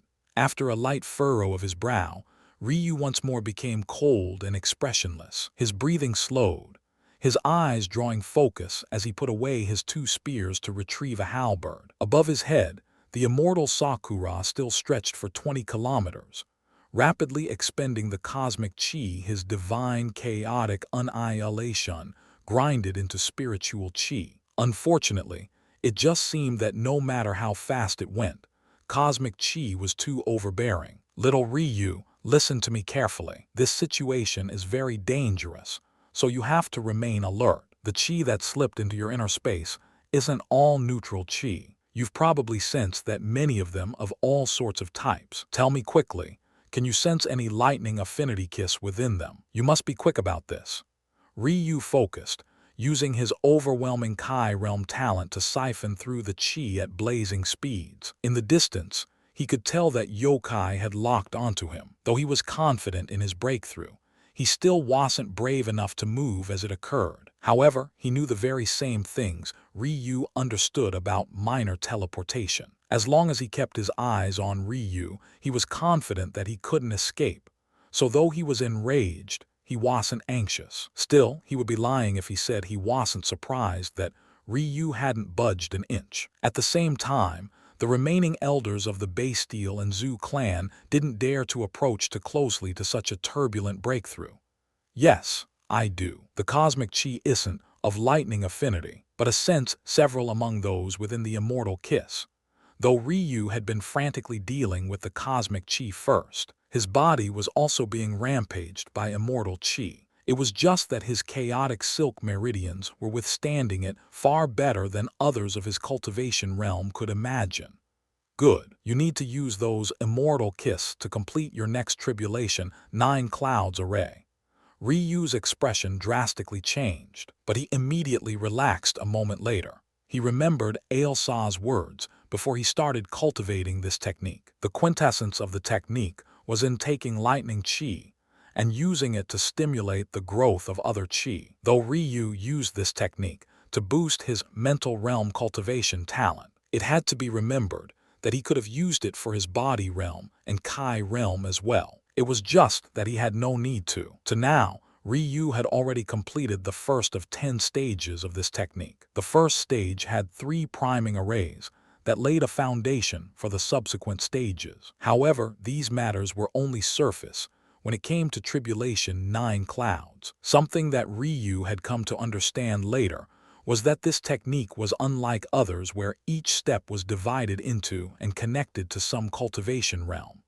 This was obvious. Body realm cultivation had 4 stages. Kai realm cultivation had 12 stages. Mental realm cultivation had 6 stages. Yet not only could tribulation 9 clouds be used for them all, but it itself had 10 stages. There seemed to be no rhyme or reason to this. However, recently, Ryu had grasped the reason why. One was meant to use tribulation 9 clouds to change their fortune. How much you grasped and how much you could change was dependent on no one but yourself. What did this mean? It meant that the more tribulation arrays you formed at earlier stages of cultivation, the more beneficial the technique would be to you. The earlier one could finish all 10 stages, the better. And the greater your cultivation realm when these tribulation arrays were formed, the higher the threshold you would need to meet to use them. From Ryu's understanding, having completed the 3 priming tribulation arrays within the mortal grade, he was already on track to exceed even what the technique's creator would consider perfect completion for this technique. But if he completed the second stage within the mortal grade realms as well, the benefits would be even better. Tribulation 9 clouds calls for the use of tribulation lightning. After completing the first stage, however, According to my calculations, you can use this immortal chi as a substitute. Firstly, it isn't your own chi and won't be treated as such by the technique. Secondly, it contains heavenly Tao within it because it came from the core of Shrine Mountain, allowing it to come off as tribulation lightning. If you take the opportunity to use immortal chi to form these tribulation arrays within the mortal realms, the benefits will be beyond your imagining. Ryu trusted Ailsa's judgment. In an instant, his mind was split in two directions. One frantically grinded a small wisp of cosmic chi, while the other grabbed hold of lightning affinity immortal chi, bending and molding it to his will, without Ryu mindfully taking control of them. What remained of the immortal chi wreaked havoc within his body, but he no longer had the luxury to care. It was a race against time. If Ryu could have a qualitative breakthrough in his mental realm, he would be able to suppress the newly advanced yokai. But if the bestial ancestor arrived first, Yokai's lip twitched as he watched Ryu give him a careless glance before sitting on little rock's broad back and entering a deep state of meditation. He could feel an uncomfortable itch clawing through his flesh and bones, the feeling of being looked down upon, of being completely disregarded. He had hoped he would see fear in Ryu's eyes. Yet, aside from a slight frown and a nonchalant glance, he got nothing. "I will see how long you can keep that appearance for," he thought with a snarl. Though yokai had accumulated momentum for a long time, he was ultimately not as talented as someone like Ryu. For someone on Ryu's level, breaking into new realms might take a few moments at most. Only for exceptionally high realms would Ryu have to enter such a state for hours, maybe longer. However, yokai had no choice but to grit his teeth and wait it out. Just half a minute more. That's all I need. His target, though, had completely forgotten about him. Not only had Ryu entered Breath of World, he had also slipped into the crystalline jade. Ryu had realized long ago that he experienced time slower within the crystalline jade. Originally, he simply dismissed this. It was obvious that one thought faster than one's body could act. Since the crystalline jade projected his mind into the ethereal plane, it was normal for him to be able to act faster, thus giving the illusion that time was being distorted. In reality, Ryu was correct. He could experience time about 10 times slower in this space, thus making yokai's 30 seconds 300. In addition, the stronger his mental realm became, the slower he would be able to experience time. However, this matter wasn't so simple as this. The crystalline jade's true ability was in separating one's ethereal and real self. Consider this for a moment.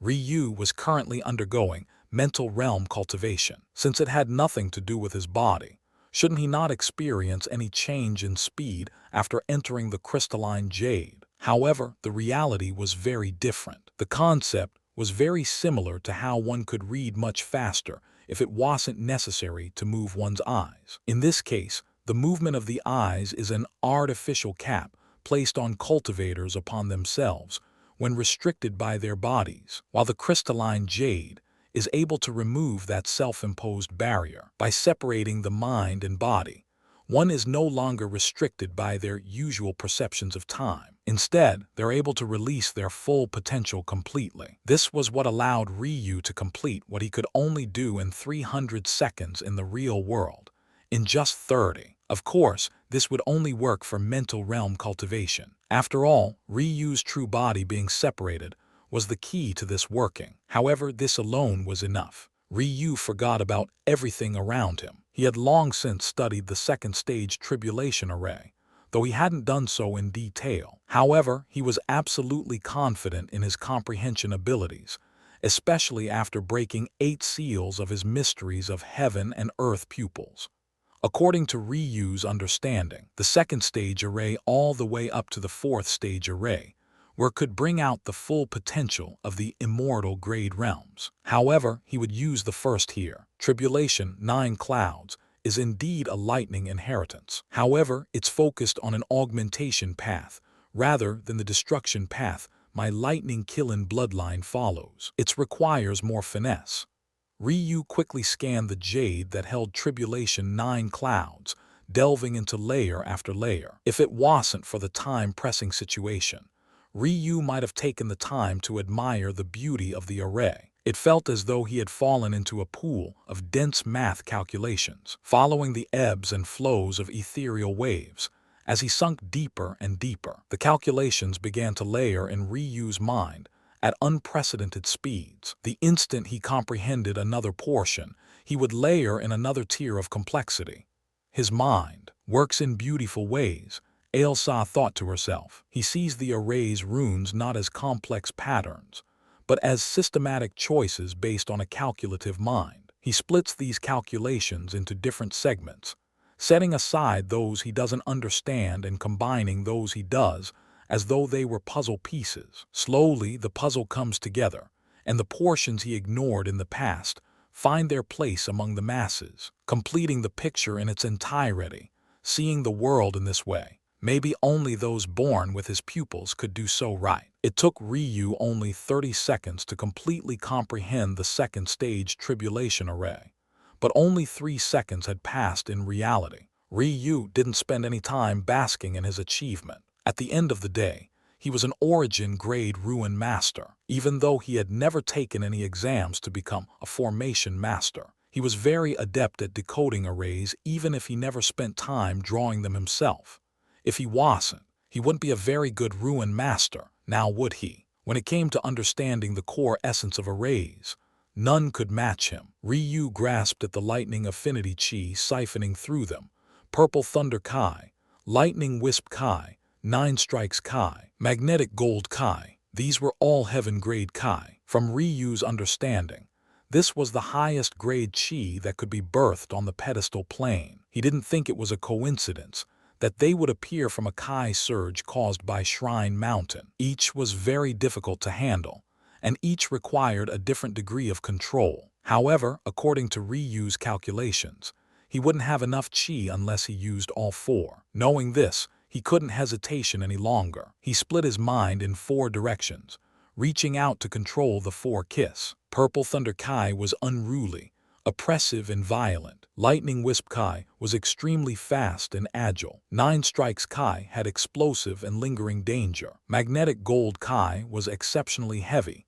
and was especially difficult to manipulate. Ryu immediately made use of his understanding of the second stage tribulation array. He used Purple Thunder Kai as a primer, using its strength to open the heavenly Taos necessary for the second stage tribulation array's foundation. He used Magnetic Gold Kiss Heavy Constitution to form the array's barriers. He used 9 Strikes Kai to provide the explosive power of the array's nodes, and finally used Lightning Wisp Kai to fill in the most intricate details. The clouds above began to violently react to Ryu's actions, looming above the canopy of the immortal Sakura, gently snowing petals below. Yokai's expression changed as he urged his breakthrough. He didn't know why, but he felt uneasy. Another person might believe that these were normal thunder clouds, but he felt an oppressive feeling assault his chest that he couldn't ignore. Unfortunately for him, the mysteries of heaven and earth pupils were ranked first for a reason. They were created to peer into the secrets of heaven and earth. What did the mere second stage of a technique mean to it? 20 seconds, 15 seconds, 10 seconds, 5 seconds, 3 seconds. It was then an explosive surge of spiritual chi erupted. A moment later, immortal Sakura's 20-kilometer range violently began to expand.